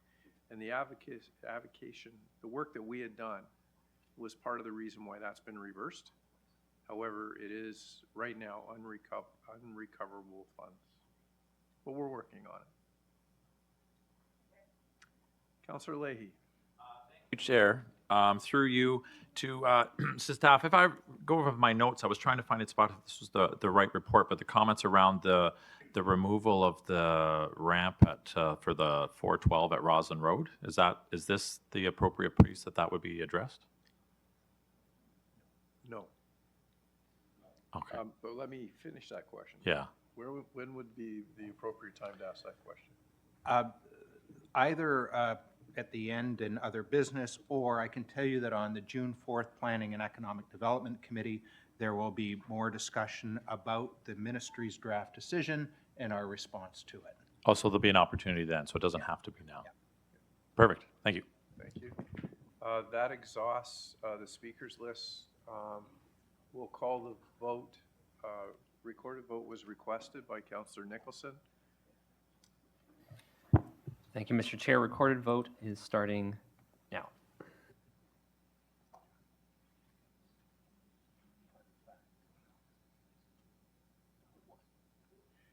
Can I mention that? Looking for Councillor Neal, connected remotely.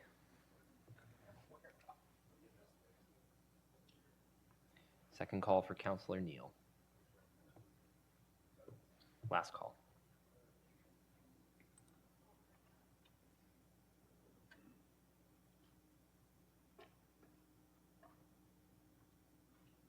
Voted no.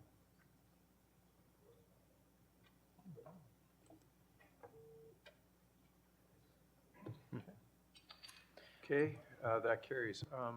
I did get a note related to planners at the province, Mayor Foster, and there are 0 planners at the province who have the designation of Registered Professional Planner, RPP, which is required for our planners.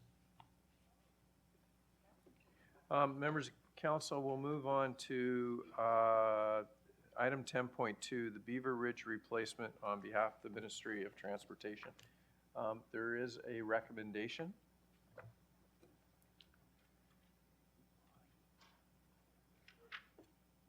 It's located on page 156. Okay. Could I get someone to move the recommendation, please? Moved by Councillor Leahy, seconded by Mayor Foster. The recommendation is now on the floor. Councillor Chavin? Sheet, can you tell me what the recommendation is? The recommendation is quite long. It deals with the replacement, bridge replacement on behalf of the ministry. So I can read it into the record, or We're gonna take a look at it. okay. So I'll give you a minute We're to copying catch somebody up. else's homework. In the meantime, while you're doing that, I will go to Mayor Foster. Yeah, thank you, Mr. Chair. So I see that Councillor Jubb and Mayor Schumer are on. I will be happy to withdraw my second on that. I think it makes sense for them to Well, move in your second. Your second stays there for now. Okay. Unless, okay, let me go to Mayor Schumer. Mayor Schumer? Thank you, Mr. Chair. Yes, I will. Are you looking for a mover or a seconder at this point? It's already been moved and seconded, but, you know, Okay. because I'm in a unique space today, Mr. Clerk, we have no problem with asking the mover and the, so I would ask the mover and the seconder to withdraw their motion. Okay, they've been withdrawn. Mayor Schumer, if you would like to move this, and Councillor Jubb, if you'd like to second it, I would be, okay, so Mayor Schumer, are you moving it? Yes, I will. Councillor Jubb is seconding it. The item's on the floor. Mayor Schumer?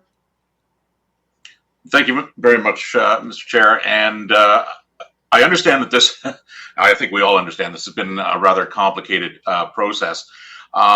Firstly, I'd just like to confirm something with staff that I don't think really appears in any of the reports we've seen. And I know the ownership issue of this bridge has been outlined, and it's not maybe even clear to everybody. But just to confirm with the Commission of Works, we, as a region, did intend in the future to rehabilitate this bridge, did we not? And how much were we thinking that was going to cost the region at the time? So yes, and we'll go to Mr. Jagannathan on the estimated cost. Yeah, through the chair, not having done any design, we had forecasted about $7 million for rehab, I believe in 2025, but it's no longer in our forecast, obviously. Yes, thank you very much. And I do initially, I want to thank the chair for joining us at Good Roads when we met with the Minister of Transportation. We had a good delegation, I think, and I think that helped bring this this process to this point where the province has agreed to not only pick up the tab for the bridge, but the temporary bridge as well, which is a huge issue for the township. And I think it's important to know that, you know, this process is in fact then going to save the region. Even though we're going to take this bridge back, we've been assuming this bridge for many years. It is going to save us, you know, roughly about $7 million in a future dollar. And that could be a good thing, of course. But I want to thank staff for moving this along. It might not be the ideal transaction where ownership is going to change beforehand. I sincerely hope and expect that it's not going to impact anything, and that the region is still going to come out ahead on this. But I want to thank staff for continuing to move this along. It's going to still be a long road in front of us because the temporary bridge will not even go in until, of course, later this summer. It is causing issues in the township of Brock, and no doubt will continue for some time. Even a temporary bridge won't be perfect, but it'll be a great improvement over what we have now. So thank you very much. Councillor Jubb. Thank you, Chair. I just want to echo what Mayor Schumer said. I'd like to take a moment to thank a few people, organizations that have assisted greatly in getting to where we are with this bridge issue. To the Commissioner of Works, Ramesh, you and your team have been absolutely phenomenal on this. I can't say enough about the dedication and professionalism that I have experienced firsthand from staff of the region. To Chair Henry, our CAO, and the senior leadership team, I would also like to thank you for your time you put in to coming to a solution for such an important issue in Brock. So thank you. I would also like to thank our MPP, Laurie Scott, the Brock Board of Trade, businesses and residents for their letters and advocacy, and of course the MTO and Treasury Board for making this a priority eventually and approving the funding. So I can't say enough to everybody involved, and I just urge my colleagues to support this important issue, open up the economy and safety for Brock residents, as this is causing some fire and paramedic and police response concerns. Thank you so much. That's all, Mr. Chair. Thank you. Mayor Foster. Sorry, Mr. Chair, I simply cannot resist or contain myself, but, when we have dialogue with the province, look at what we can do. We can build bridges. Councillor McCaughey. Thank you. Through you, Chair. I just have one question. This came up at Works, and the concern at Works was that we didn't have confirmation from the province that they would reimburse. So I just want to hear from our staff if that has been confirmed. So we'll go to our Chief Financial Officer. So actually, that would be Commissioner Works has had dialogue and has in writing the status of the 16 million. Yes, through the chair, we have confirmation for reimbursement of up to 16.6 million, under 17 million, for both the temporary and permanent bridge together. Okay, thank you. Councillor Marin-Pietro. Thank you. Mayor Foster, that was a gem. Actually, that was a very well-timed joke. And I have to tell you, the conversation that we had in terms of timing was vital. And I wouldn't have interjected or in any way asked to speak if not for the fact that Michael Jubb, Councillor Jubb, and I know that Mayor Schumer have been very consequential when it comes to advancing the discussion here at the region. I want to compliment Councillor Jubb. I had the opportunity to go out, check out the actual area, and also when it came to Works Committee, support the initiative and the letter that came forward from the province in good faith, because a lot of the discussion revolved around whether or not we believed if the province was going to fund this, whether it was actually going to be, respected. And I think as Mayor Foster indicated, it was really nice to see that our relationships with the province are fruitful in the sense that we actually have an ability to activate not only funding, but the necessary understandings of different departments. And we'll probably talk more about that in the future when we consider and address some of the work that Mayor Carter is doing to actively work to transform the way that addictions are dealt with, not just locally, but across the province and likely in the country.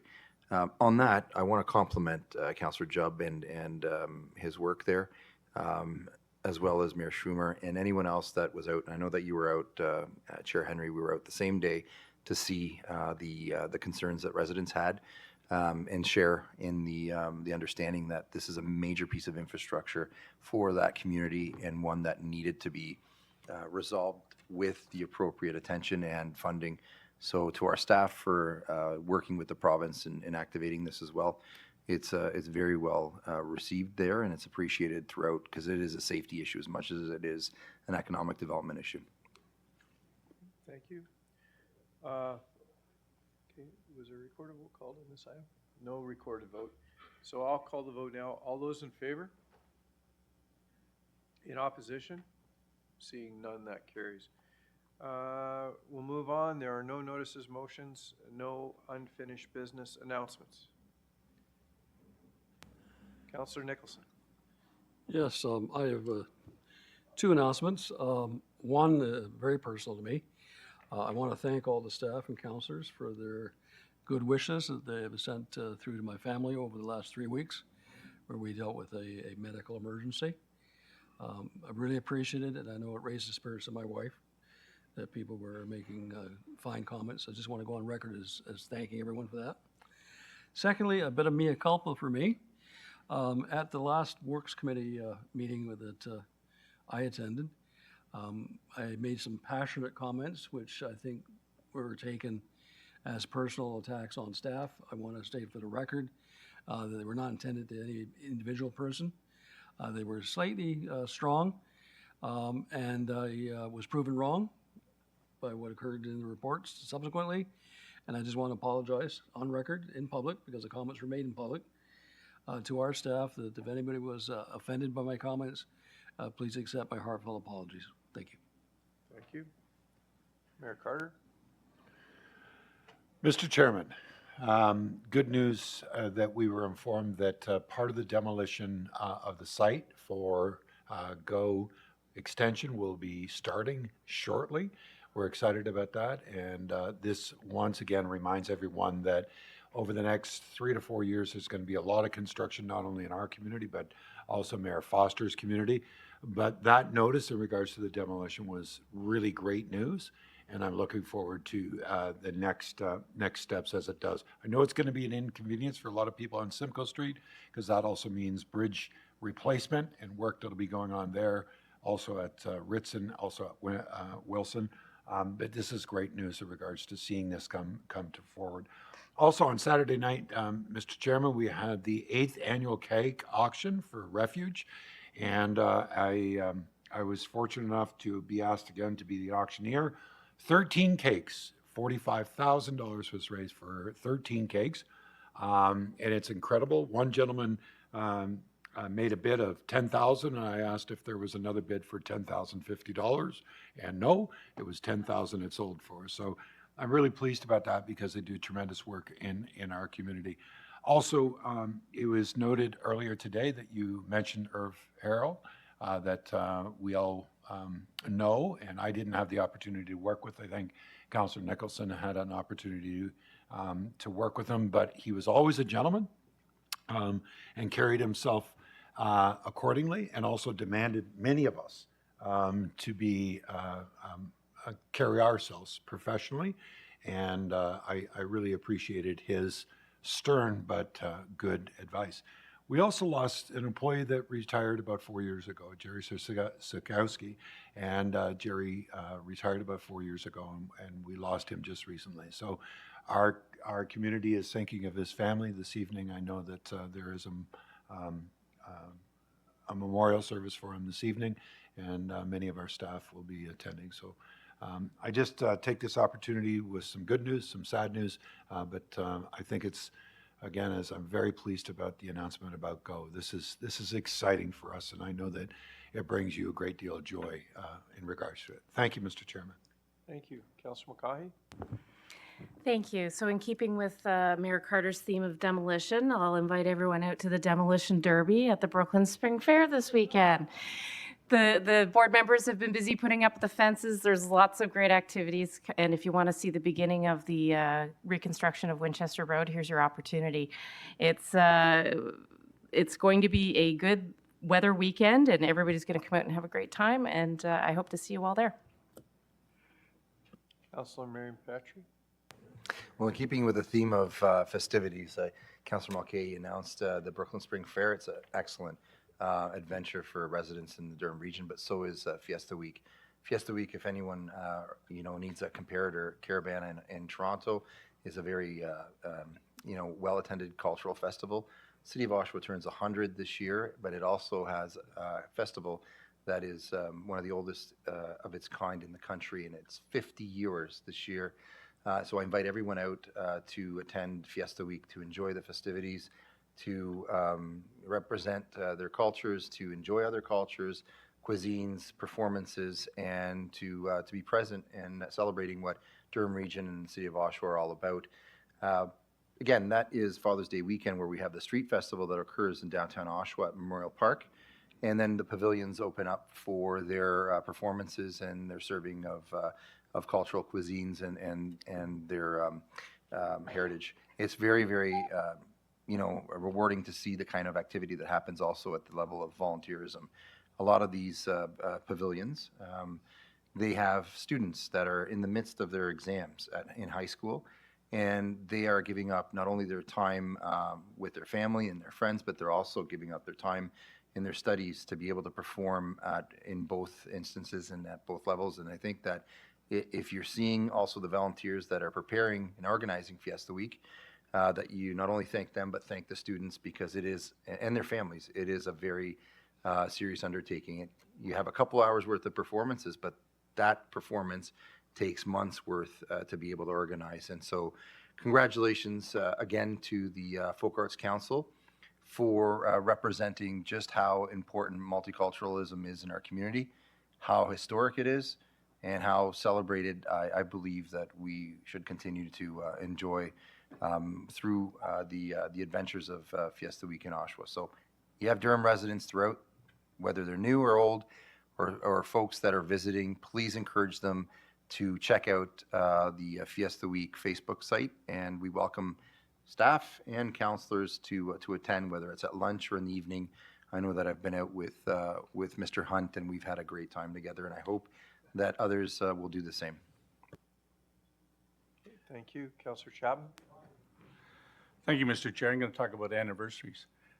This year, of course, there's a lot of 80th anniversaries. In fact, on Monday this past week, it was the 80th anniversary of the Ontario Regiment liberating the town of Aquino, Italy. Unfortunately, the battle that morning, we lost 11 tanks and 8 soldiers were killed, all from Oshawa at that time.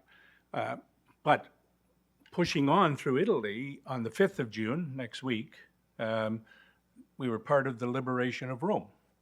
And then the war turned to Normandy. Then the very next day, it's the 80th anniversary of D-Day, of course, and there's not a lot of D-Day veterans left, but if you see one of them, be sure to thank them for all that they did. And next Saturday at the Tank Museum, which is on the south field of the Oshawa Executive Airport, there'll be a big demonstration commemorating the Battle of Normandy, and all are welcome to attend. The museum opens at 10 a.m. They have tank rides for those that want to purchase one, and the show starts at 1 o'clock. Thank you, Mr. Chair. Thank you. Councillor Wu. Yeah, thank you, Chair Henry. And I just want to mention this past weekend, but it'll roll out to all the municipalities, the compost giveaway that we had on Saturday. And it was tremendous, tremendous turnout. Shows you, and we just talked earlier about the enhanced green bin program and some of those materials that go into being composted and recycled. And the lineup of traffic was just up, if you know Clarington, the great municipality of Clarington, going up 42 and along number 2 highway, just lined up. In fact, when they did close, they were still coming in. But I wanted to thank our Commissioner of Planning and Deputy CAO or Acting CAO, Brian Bridgman, for being there, and a member of the Durham Environmental and Climate Advisory Committee. They were handing out pollinator seeds, which they packaged and labeled. So somewhere along the lines, I think each member of council will get a packet. And most importantly, too, we were requesting that, and I would imagine each municipality, that people bring items, non-perishable food items for the food bank. So great event, and it just shows you where some of our, if you want to call it, kitchen waste does go to. Thank you. Thank you. Councillor Gerard. Thank you, Mr. Chair. First, congratulations to Mayor Foster for carrying on there without me guiding him all day. So congratulations to him. Thank you to Councillor Chapman.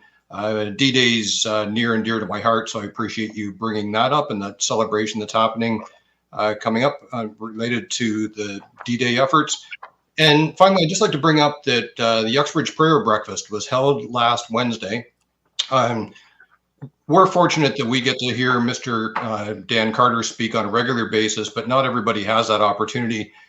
Dan came to Uxbridge and was an eloquent and passionate speaker at the prayer breakfast, had a profound effect on the 100 and some people that were in the room. So I just wanted to thank Mayor Carter for his efforts in coming to Uxbridge and sharing his view and his perspective. So thank you very much. Thank you. Councillor Kerr. Thank you, Chair. This weekend is the Pickering Dragon Boat Club's annual Dragon Boat Regatta and Festival. It's on Frenchman's Bay. You can witness it quite extensively over the course of the races from the shore. If you've never seen dragon boat racing, it's pretty exciting. Everything from 200 meters to 500 meters to a 2K race, which is akin to the chariot race in Ben Hur. I would encourage you to go out and attend. Unfortunately, I now have a shoulder injury, which will likely force me to retire from the sport, but it doesn't mean to say I can't be an ambassador for the sport. It's a terrific sport, men and women, breast cancer survivors, youth, all age groups. It's tremendous to watch. That's this weekend on Frenchman's Bay. Thank you. Thank you. Members of council, June is a busy month. We will be proclaiming Seniors Month, Filipino Heritage Month, National Indigenous History Month, Pride Month, for the first time, Italian Heritage Month, and Cycle Independent Kinesi Like 5, which is often referred to as CKDLS 5 awareness. It's also National Public Service Week, June 9th to the 15th, Boys and Girls of Durham Club Day, June 7th, World Elder Abuse Day is June 15th, and National Indigenous People Day, which is the 21st. Members of council will move on. Business completed, just bylaws, Mr. Clerk. Mayor Ash. Thank you, Mr. Chair. It's moved by myself and seconded by Councillor Barton that bylaws number 2024-028 to 2024-029 inclusive be passed. On bylaws. Call the vote. All those in favor? In opposition? That carries. Confirmation bylaw. It's moved by myself, Mr. Chair, seconded by Councillor Barton, that bylaw 2024-030 being a bylaw confirm the proceedings of the Council of the Regional Municipality of Durham at their meeting held on the 29th day of May 2024 be passed. Okay, on the confirming bylaw, we'll call the vote. All those in favor? In opposition? Seeing none, business of the day complete. Look for a mover for adjournment. Moved by Councillor Yamada, seconded by Councillor Wu. All those in favor of adjournment? In opposition? Seeing none, thank you and enjoy the rest of your day.